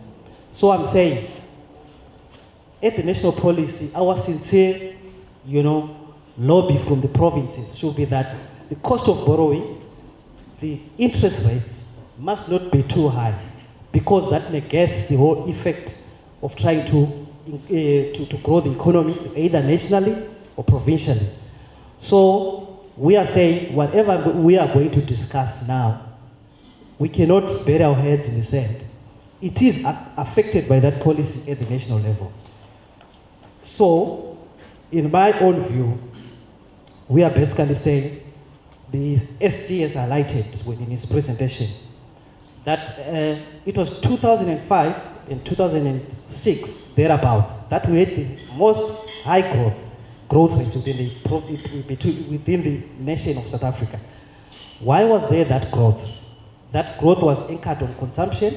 That growth was anchored on exports, which is commodities. And in the long run, you cannot base an economy based consumptive behavior, because you are susceptible to what we call the Dutch disease. That will affect your currency. And you also cannot rely in the long run on commodity prices, because they are fluctuating at the world markets. So we are saying, let's focus on investment. And investment is critically linked to the cost of borrowing that I've just mentioned. So as a province, we are constrained if the national policy is not speaking to us here in the province. So my suggestion is that at the provincial level, we must have a policy, that a strategy that is balanced, which integrates economic growth with inclusive development. Inclusive development that takes care of the general populace, which is the ordinary citizen on the ground. So, Mr. Ratiaya has outlined some of the sectors that have got potential within the provincial economy. I'll reiterate some of them. So these include the agro-processing and agriculture. We've heard the SG talking about how small this sector is. But I would like to reiterate that this sector has got a lot of backward and forward linkages with other sectors as well, including manufacturing. They receive fertilizers. They also produce for manufacturing. So it's quite critical for us to also focus on the agricultural sector, because this is where you find a lot of employment, especially the able-bodied people. So agriculture and agro-processing is one of them. So I would say we have to be very pointed in terms of what we want to achieve. Firstly, look at the key focus areas in any of these potential growth sectors. Key focus areas, you have to look at the investor strategy, and then you have to look at how do we include everyone on that train. So I'm saying for agriculture, we can focus on exporting value-added products like your citruses, and you can also focus on going with global trends. Ethical production, where we ensure there's social, economic viability, environmental viability. There's no employment of young kids within the agriculture sector. Those are the things that the agriculture sector can actually focus on. But in terms of your investor strategy, you are saying we need to build the infrastructure of the agriculture sector, and even actually look at pack houses, cold storages. Those are the infrastructures that need to go towards agriculture. Because in the grand scheme of things, agriculture itself is going to impact other sectors as well. So that is agriculture for you. And how do we include other people? We've got smallholder farmers that need to be capacitated in terms of finance, in terms of skills, so that they can actually access markets so that they get off the ground. Now I'm going to touch on manufacturing, because manufacturing for me it's a disappointing story that we've seen because manufacturing has lagged. Manufacturing within the province was actually one of the tops. So we've seen a lot of deindustrialization. So in terms of manufacturing, I would say, let's look at the global context. We've seen the effect of tariffs that have been imposed by the United States. So let's diversify the industry within manufacturing sector. Now, when you diversify your manufacturing sector, you are basically looking at sectors like you said, chemicals, you're looking at textiles, you're looking at furniture, you're looking at those sectors that have got high labor intensity, propensity, so that people can actually be employed. Now, what do we need to do as a province? I think we need to foster and support our SEZ, Richards Bay, trade port, so that they attract foreign direct investment. When foreign direct investment comes, it should be hamstrung by the policy that we have within the province to say, can we have local content in terms of also participating and being part and parcel of this? So that speaks to your PPPs, they must source locally so that the effects of economic growth are not just at the high level, they are also felt by the people on the ground. So basically, manufacturing needs to be taken care of. We are saying we need to look at the key focus areas. We need to look at what are the investor strategies that we can adopt. And inclusivity, definitely we have to have procurement policies so that people, ordinary citizens, are also involved in the pie, in getting a share of the pie. Now, I think quite importantly, like in the broader framework of the provincial province, there's a shift towards tourism in the ocean economy. So we're saying in terms of tourism, what should we be focusing on? And what should be the investor strategies and how to include everyone? So in my view, I would say, in terms of tourism itself, the investor strategies that we can look at, we look at tourism incubation hubs so that those people, once they're incubated, they play a part within the tourism itself. Because there is a key focus that we are currently looking at, which is basically you leveraging on your culture, heritage investment in tourism. Because those are the competitive aspects that we can leverage on so that we can take tourism to the next level. We can be the best destination globally. And then it has to be inclusive. You talk of your issues like community-based tourism. The people there in the rural areas have to be part and parcel of the gravy train. So we are basically saying the infrastructure itself within the broader frame of things has to be spread to all the provincial areas so that it reaches and it becomes an inclusive, kind of development that we are talking about. So I'll reiterate, for me, we have to have a strategy that integrates economic growth with development imperatives. Because when you look at what was happening around the area 2006-2007, we had what they termed jobless growth.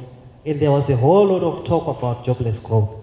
But I think the metrics were good that time because the macroeconomic management was close to perfect. So I would say, program director, we have to be focused for greater impact. We can't just be everywhere. So I'm saying, I've just given a few sectors, obviously because of time, but let's focus on the areas that we can have greatest impact and be very deliberate in terms of how we approach it. So I'm saying, firstly, we have to have a key focus area, have an investor strategy that you want to adopt, and then you can ensure that it has to be inclusive growth. So let me end there, Program Director, but I think my point that I wanted to highlight at the very first point was it's a digression, but policy at national, once it doesn't speak to what we are doing, we're going to be constrained still. So from that perspective, Program Director, I'll hold it here. Thanks. Thanks, Dr. Chinyanga, for that comprehensive response. Now, the SG mentioned this that when they collect statistics, they do not discriminate. Whether you are a president or not, they treat you as equals. And Dr. Chinyanga is mentioning that the importance of inclusivity, making sure that our economy includes everyone. We do not discriminate between women and men, rural, urban, and so on. So now I just want to check with you, Dr. Nzimande. The evidence that we have seen this morning suggests that there are significant disparities between the rural and the urban areas, women and men in South Africa, and even in the province of KZN, and even so among the population groups. So now I just want to check your views on why is it important to ensure that development priorities are balanced across the rural and urban areas, and even among the population groups. If you can share your thoughts around that. Thank you. A good day, everyone. And thank you for the opportunity and the question. It's quite interesting because when we start our thinking on correcting a problem that already exists, I think it may be best to start from a position of how did we get here so that we can learn how we don't repeat the mistakes that we've made now. So I think one of the biggest issues that we've had in South Africa is that different stakeholders, especially in the planning space, speak on their own languages. They don't sit in one room, and this is a formula for disaster when it comes to development that is sustainable and that infuses growth and that is equitable. So partly how we got here is that I want to make an example. If you think about when you look at the 1996 census, our first census in South Africa that is inclusive, you would realize that the distribution of the population was showing us we were a very young population, very large numbers of children, and it's just streamlining up, smaller people as you go up in age. For me, it was at that time for us to have had a very sane conversation on, especially given where we were as a country, what kind of demographic prospects can we expect moving forward, and what type of planning should we have to accommodate those prospects? What we did was we planned for what we had at that time, and we did not consider how what we had was going to change. So for example, when we reached 2011, we were shocked that we have a youth bulge in South Africa. We were shocked that that youth bulge was packaged also with larger numbers of children. An anomaly, right? Because our fertility is going down. We have the lowest fertility in Africa. We have better life expectancy and mortality compared to other African countries, certainly other sub-Saharan African countries. However, when we looked at the youth bulge, what does that mean? It meant that we have a situation where if you look at Thailand, when they had an age structure that we had in 1996, they started planning. They infused education and all kinds of resources and upskilling of the population to prepare that when they do reach this age, when they are larger, they can contribute into the economy. What are we faced with is what the SG was showing. We have a larger unemployment rate, yes, which the economists can speak more on, but that large unemployment is consisting of larger youth unemployment. We have larger numbers of youth that are not in school, not in training. What does it mean? They are large now. We're still kind of grappling to deal with that and not having a strategy a forward-looking strategy for me. Why am I saying this is we have a youth bulge, larger people between the age of, say, 15 to 35 now. What's going to happen 20 years from now? They're going to grow, isn't it?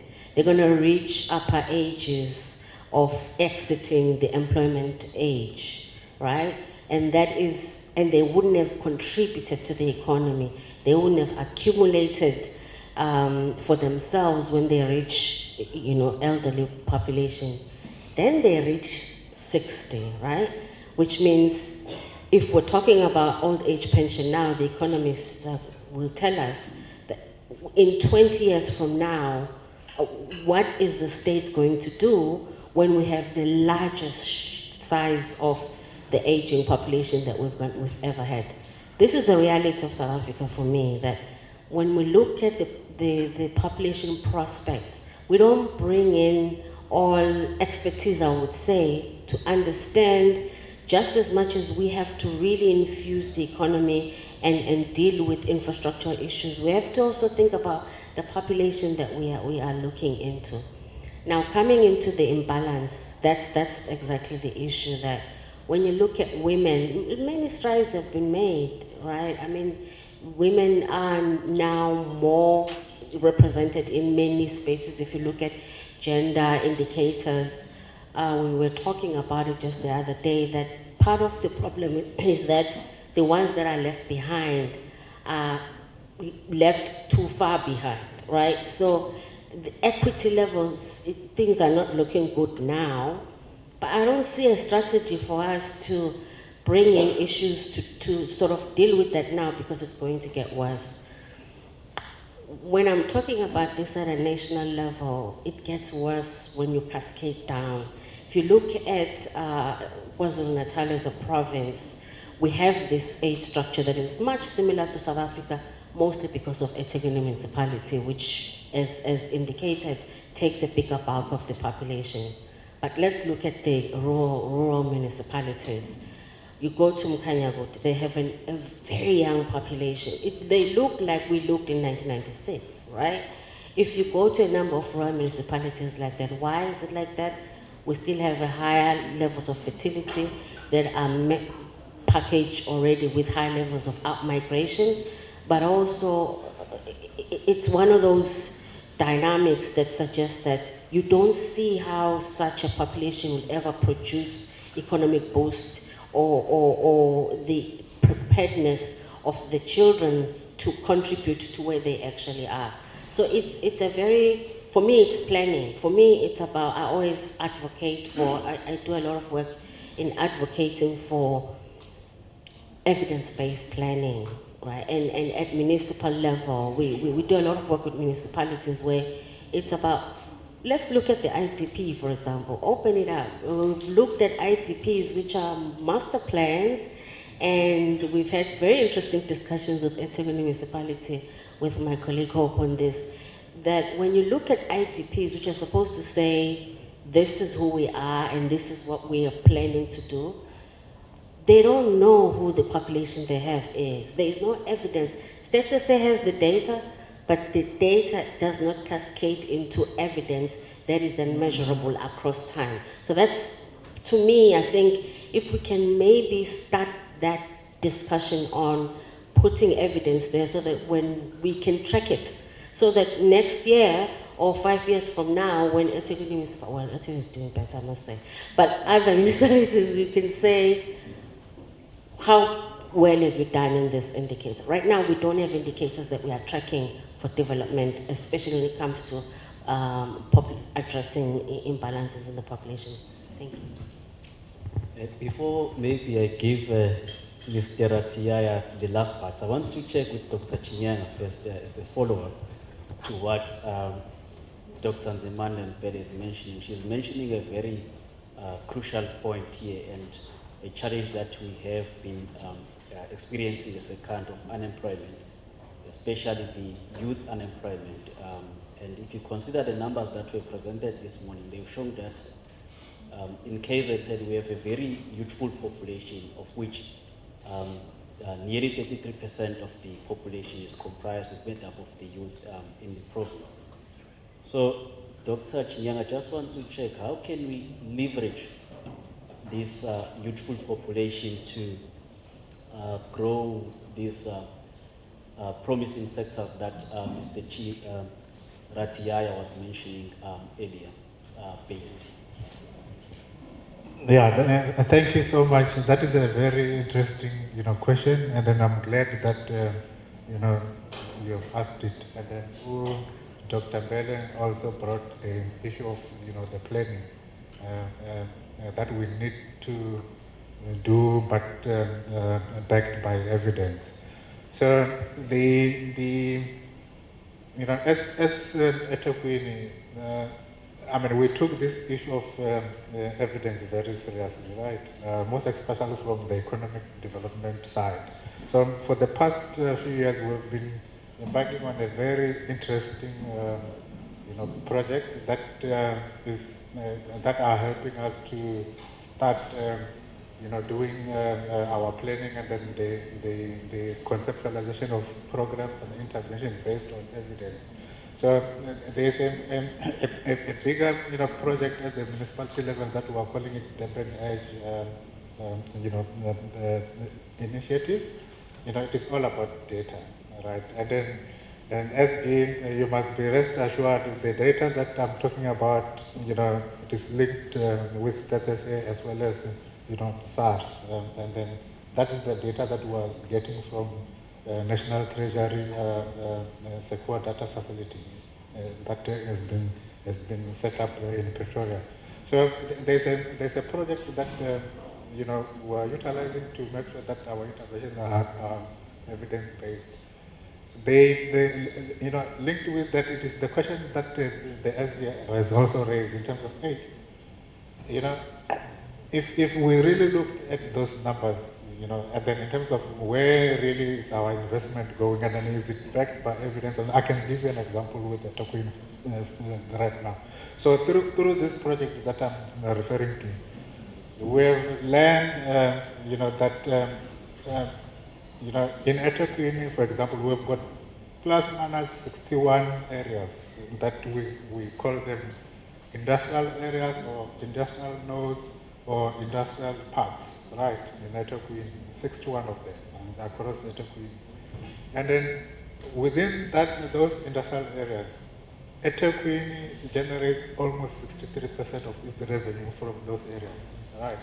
63% of our revenue. So if we have collected 100 rand, this year, 63 rand coming from those areas. And that's where our major industries and major firms, are based. And then what we've also done, through that project, we have also looked into our own SG admin data in terms of what is our service reliability, that we are providing to those areas in terms of water, electricity, and then, if we look into those service reliability, we can see that there are issues, right? For example, if in industrial area like prospecting, if I can give you, there's a lot of problems there. Right now, as I'm talking to you, they are experiencing the issue of water. And then there are major firms that are, situated there. If they can lodge a fault of water, on average, it will take our water services 10 days to resolve the water. You can't say that is reliability. And then with that evidence, we then asked, our colleagues from Treasury, the internal city treasury, out of the 7 billion rand capex that we have as the city, how much money is going back to address the issue of self-reliance? And then when we look into the data, there was nothing. So meaning, we are not investing where we are supposed to invest. And then I think in your presentation, you raised that issue. So that is just an example of why we need to do the planning and the evidence. So we are already doing it. And then it is, our role as, practitioners now to bring this message to, our leadership, both political and the administration, that we need to change the way we plan and then do the thing. So that is number one. And then in terms of with regards to, that, we have also learned that, the sector that I've also raised earlier on in terms of the global business services sector. This is the fastest growing, subsector in Etokwini, and then as a result of some of our effort, in partnership with our, industry. We've managed to consolidate the position of eThekwini as a cost-effective location for those kind of activities. And then there's also a very special project that we're implementing and then the investment is very minuscule, right? For the past 2 years, with that 2 million rand investment, we've managed to recruit most of the young people that you have seen. They were not even at work or at school. They were trained and they were placed in job, almost 1,000 rand. So that is another example in terms of what is it that we can do in terms of tackling the issue of youth unemployment. If for 2 years we've managed to recruit, train and place 1,000 with 2 million rand, can you imagine if, and then we know that that program it works because they are there. If you can go and follow this, young people, they are still working as I'm talking to you right now. Can you imagine if we can scale, that 2 million maybe to 10 million? How many young people we can be able to train, place in a job, environment, and then you have given them, something. So I'm also, appealing to what, Elton was raising, that hey, we need to put our resources where, we can see that there is evidence and then, there is outcomes and an impact. As you also, spoke about, hey, they don't touch into the issue of the impact, right? They just only count the output and the outcome.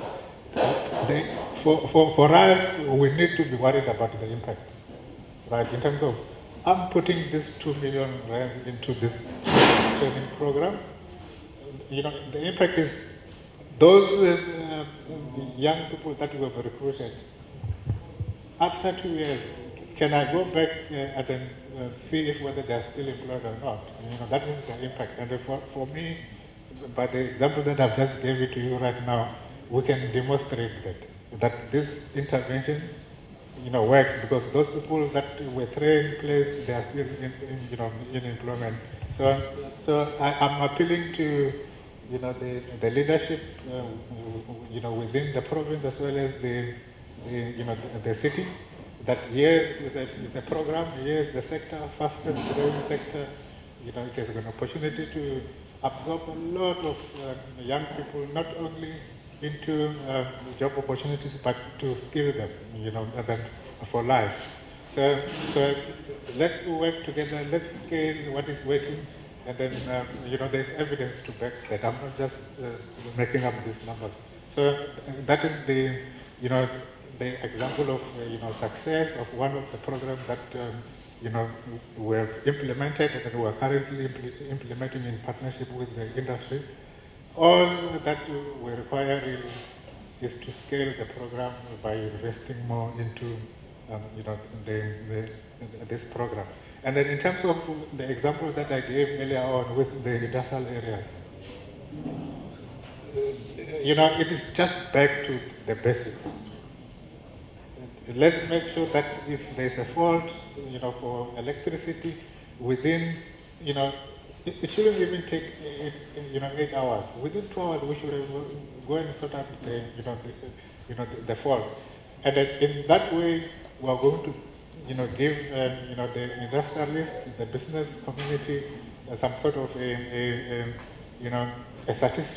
satisfaction that we're providing them with good, reliable services, and then their confidence, is boosted, and then they will make investment, and then, with the investment, we know what happens. And then currently, what is, one of the key major factors that is like holding us back in terms of, accelerating our growth is investment. And then you are not going to be able to attract that investment if, I think OSG also made an example, right? So they said, even the president, when he was addressing the ANC councillors last week, he has also made an example by a municipality called Matsabok in Northwest, where, Clover used to be. They moved from Northwest here in Etaquini, because of the services that as the municipality we were not providing. So for municipalities' role in terms of supporting them, just do the basics. When there's a fault, that the electricity is down, let's resolve that within a normal, service standard that we should have agreed, not 10 days, or 20 days. And then if we do that, we will attract the investment that the president is also asking us as local government that we need to play. It will be easy for the investors to make that choice.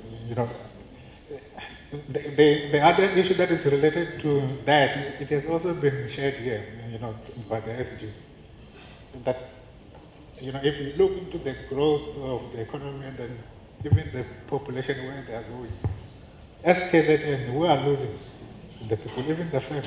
Not only the firms, we are also losing a very, talented, people in terms of, professors, business owners. They are leaving this because one of the other issues that they are raising that we are not also doing is just to, guarantee them safety and security by managing our crime and then bring people, to do something like that. So it is very, very important that local government, it has got a role to play, to support that, not only through the guarantee of public, provision of public services and then infrastructure, but we can support as well through the example that I've given you with the global business services sector. So I hope I've answered your questions in terms of the planning, the role of municipalities, and then, some of the successes that we have seen, ourselves through the work that we do. And then most importantly, the work that we are doing as the municipality, we don't do it alone. We do it in partnership with the private sector, because they are the ones who, are the creators of jobs, not government. We just enable, them through creating an environment where they need to thrive. Thank you.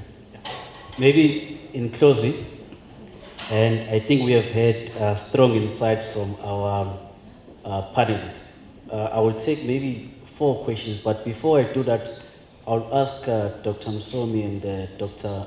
Bele one last question, maybe very brief here, because what we get from the panelists is that the problem is the misallocation of resources, and our policies are not really evidence-based, but what we can get also is that evidence is there. We have institutes like, agencies like Stats SA, Moses Kotane Institute, they do research, they provide evidence. We have the universities that produce research, but it seems like there's a disconnect between the policy making and the institutions that produce this evidence. Now, the question to Dr. Msomi is, how best can we bridge this gap between the policy making and the institutions that provide this evidence? I think Dr. Mbele, you can just also share your sentiments on the same issue. Okay, thanks, Doc. I also think one of the things, as we are saying, the institutions are not speaking with each other. For example, in academia, when we write this research, we write for the scientific community. So now, if I write for the scientific community, it's very difficult for the general public to consume the type of a document. Now, maybe what we need to do is, if we had done this project, you need to maybe write a policy brief which could be consumed by the public in general. And in that way, we also have the people who are doing research in these sectors maybe having forums like this where they can exchange these ideas and have a discourse over them. And also, what also I think is, we, in the interventions that we process, but with time, a better positioning of how population data could be supported, because Stats SA gives the data. Somebody has to now take the data and support the system of evidence-based planning. So that's where the gap ended. Population units are dying, the national population units is misplaced now, so there is a policy issue. that probably needs to be dealt with, why we don't deal with demographic issues. The second one is, even when you have policymakers, planners in the room, there are many competing issues when you know, if you speak to an IDP manager and you tell them at that a local government level that your IDP, your situation analysis doesn't profile your population correctly, you say I have a problem with teenage pregnancy. You don't say how much so that you can track it. And that's just one example. They're going to tell you that, you know what, I can put it there, but it's not going to do anything because there's political pressure on what eventually ends up happening. So I think that there is evidence of some communication happening and exchange of knowledge, but I think we need to institutionalize how that's supposed to happen such that we can ring fence the issues of I'll take it when I want to and I won't take it if it doesn't suit me. That would be the way I would approach it. Thank you. Thank you. Now that we have heard these strong views from our panelists, I think it would be best to, I think one point that has been raised here is that of inclusivity. So I think it's best that we include everyone in the discussion because these are the issues that we face every day. So I'll just take maybe 3 hands, if you can just be direct with your questions and just be direct, state your name and your affiliation. Straight to the point, very brief please. Only 3 hands. I see 4, so I'll take the 4 hands.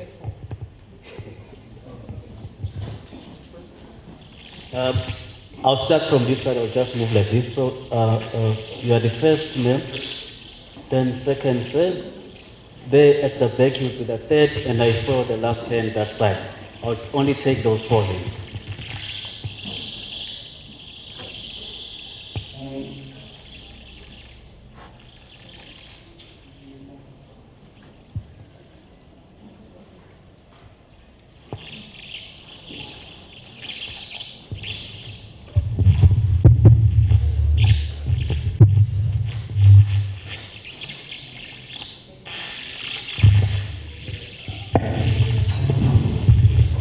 Thank you.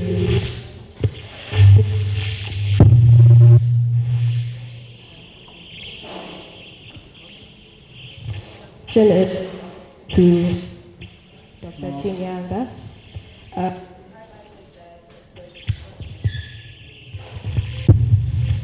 My question is directed to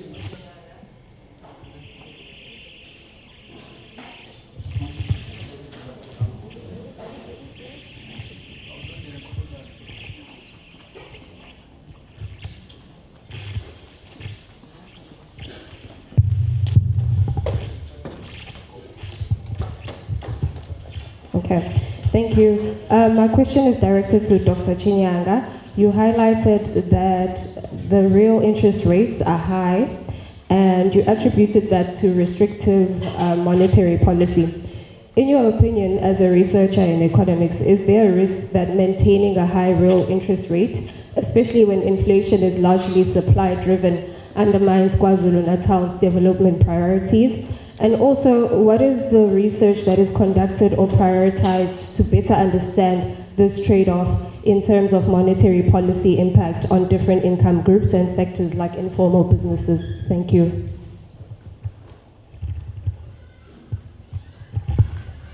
Thank you. I believe I'm next, and we are responding to the call of the SG. Women are present.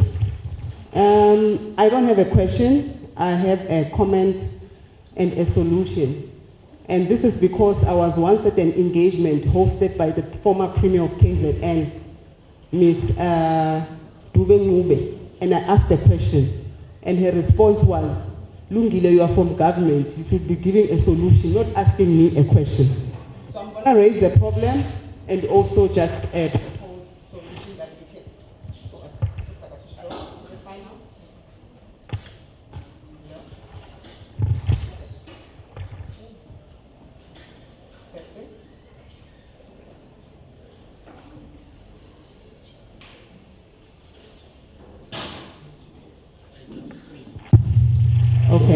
seems like it is back.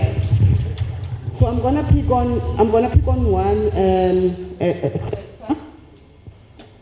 I'm gonna pick on one sector that our panel members have outlined as one of the promising sectors, and it is also directed at both our panel members and also the SG.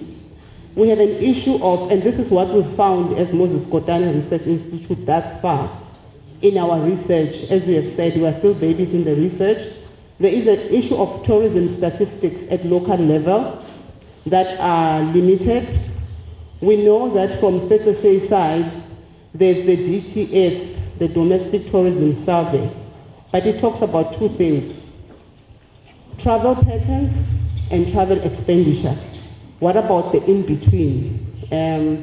It also says in the preamble that tourism is a promising and potential sector for South Africa. We are saying SG, the website must change. Tourism is an engine of the economy, not only for KZN, I think for all provinces.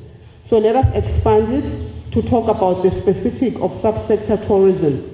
There is a lot happening with tourism that households can share their insight. There's gastro-tourism, there's religious tourism, there's sports tourism. We're not asking those questions. How are we going to go and collect the data so that decisions can be made on investment? The other one, I think it talks to the National Department of Tourism. Maybe the colleagues are here. It talks about arrivals and departures at King Shaka Airport. Then so what? What were they here to do? So we want the details in between. And I'm glad, I think I saw a stakeholder from AXA in the room. We'll also send the message to our colleagues at tourism. Let us ask more questions. And as you've correctly said, there's certain input indicators that we are going to collect. And then for us on the ground, we can only speak for KZN, so that we can collect, come with the data and talk more about what needs to be done in tourism, which is an engine of the economy of not only KZN, but the country. Thank you.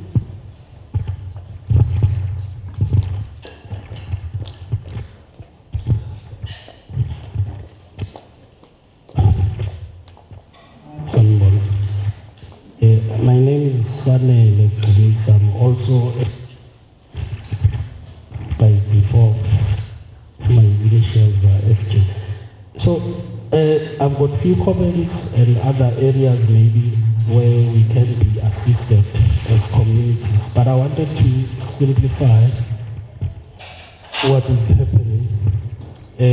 I've had the discussions, but I think some of the issues that are being raised, they might be too technical for me to understand. My question,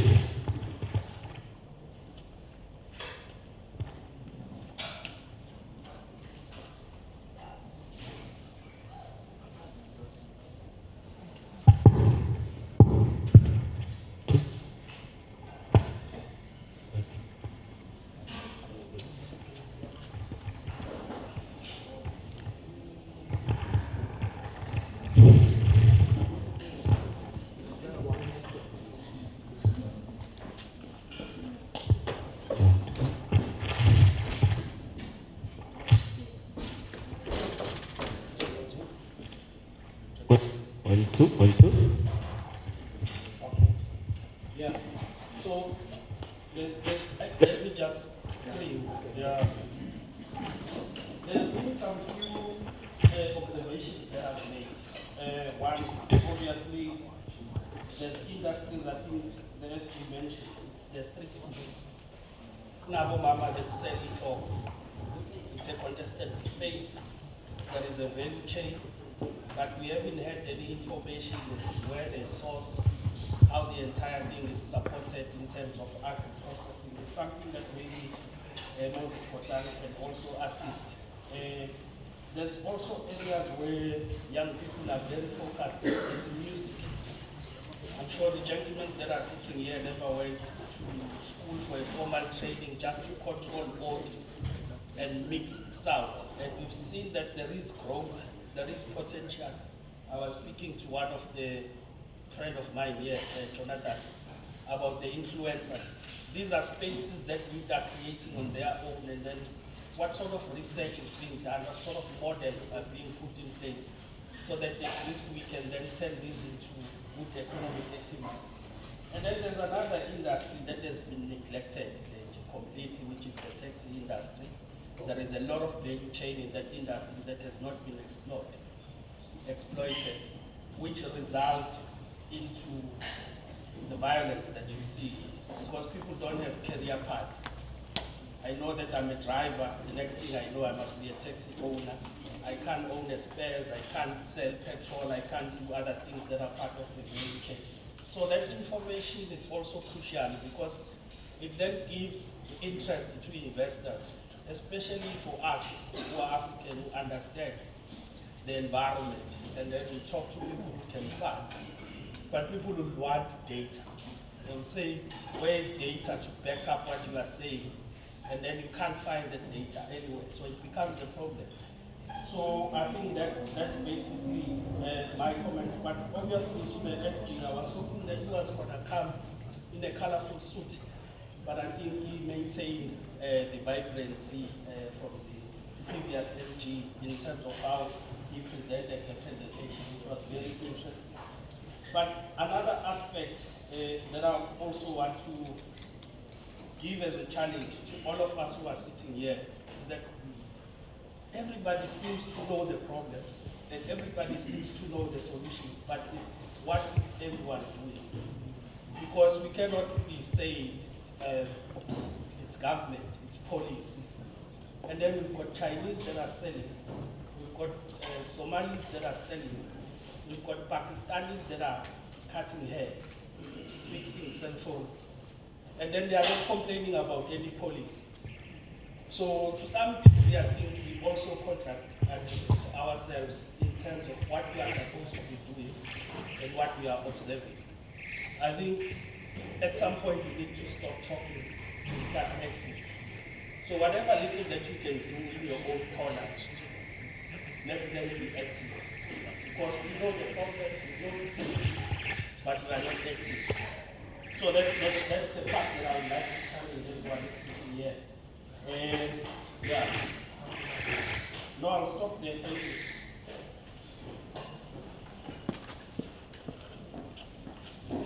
Yes, sir. I will take that question again, and that was the last one there. But I'll ask you that please be as brief as possible.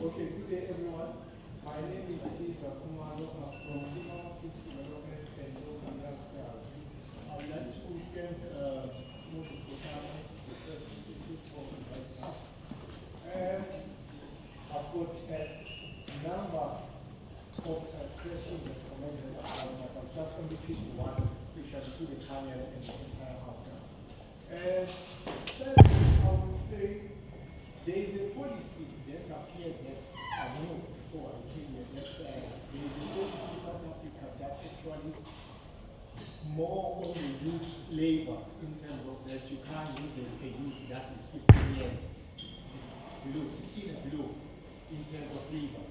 So on the policy, I do have actually a concern about it, especially, I'm an example of that. When I grew up, my grandfather used to, when I come from school, used to call me to come and help him with my school uniform. He was fixing cars. At the same time, he used to have a garden, big garden. He used to plant potatoes, matunda, and all other plants. I used to go and help him there also. Now, at the end of the day, with this, where I'm going, I was young, I was below 15. When I supposed to finish school at matric, but in our days it was 10. When I was supposed to finish school, I was on the economic side, doing economics. It was science and economic side. I didn't do well at school, but because I was used to go and help my grandfather, I end up obtaining something from him in terms of how to fix cars. And then I end up now channeling myself now towards that direction that helped me to become a mechanical engineer. Of which at school where I was studying economics. The economics actually couldn't help me because my mind wasn't actually good on economics. So where I'm going now with this now, when you go to China, they use their kids from small at primary level just to utilize them in terms of how to work with hands, to know how to do things. That alone, it ends up now preventing kids now to be exposed on the things that may actually take a wrong direction in terms of crime, drugs, and all. So with that, I'm saying, country must go and revisit that policy. Yes, in South Africa. Now, I'm not saying that we can use child as labor, because another example now, when I'm closing this, I've got a friend of mine who's a Muslim. He's no more now. His kids, they used to work in their shop, in their tuck shop. Today, those kids is no more. They are running big businesses now. They are owning a big, what we call motor space shop, about 5 branches now. What I'm saying now, can we revisit that policy now in terms of how we as adults now groom our children now, especially if our children are taking a wrong turn. Let me cut you. I'm sorry to cut you, but in the interest of time, I'll suggest that those who still have questions, they can engage over lunch. I think the panelists are still around, so they can engage with the members of the panel. If you have a question with that, program director, I'll take it back to you.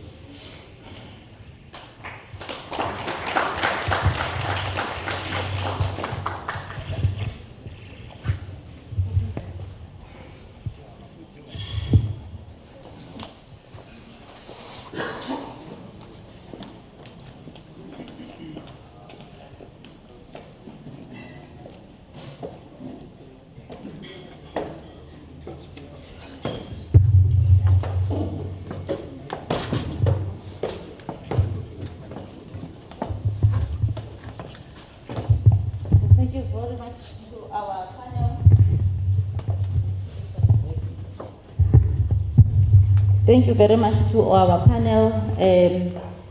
Round of applause to our moderator and his panel for their robust engagement, and to the audience for listening and participating. I'm sure more would have liked to engage further with our panel, but due to time, we can't take it any further. We would like to thank our panel members. As per the MKRI custom that we don't allow people to leave without anything. And I can assure you it's nothing more than just a corporate gift. Yeah, please. If you can just all stand up, panel members, for a group photo and a declaration of your parcels.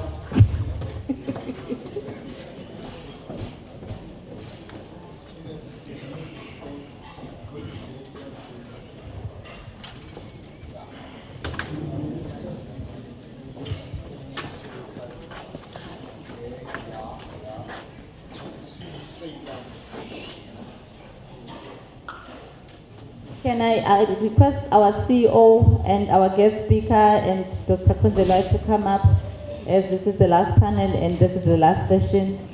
Are there any other speakers?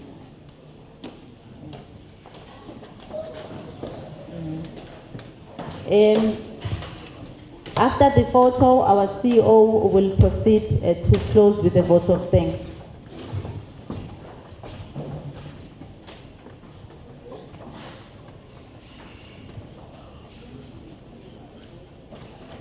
Over to Dr. Ellenson for the vote of thanks.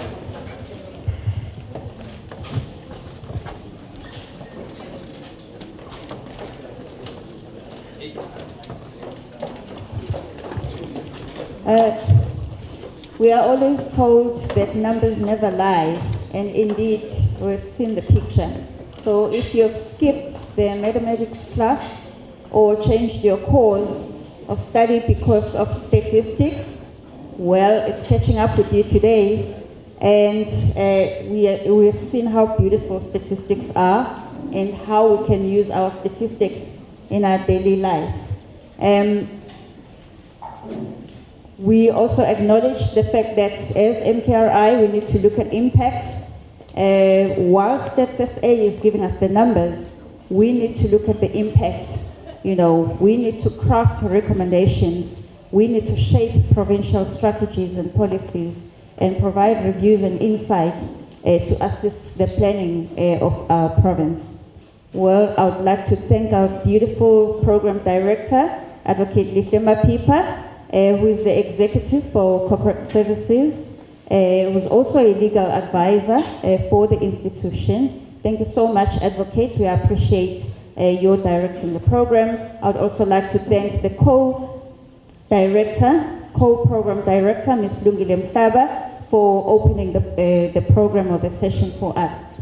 I would like to humbly and specifically give a special thanks to the Statistician-General, Mr. Maluleke, for that informative public lecture on statistics, and he's given us a focus on KZN, and he's made us reflect on who we are and what we are and what we have, and the potential that we have in the province. Using statistics, we certainly can plan more. Thank you so much, SG. We are humbled that you came down to KZN to indulge us with this lecture. Actually, today, I think I'm going to enroll for a statistics class online.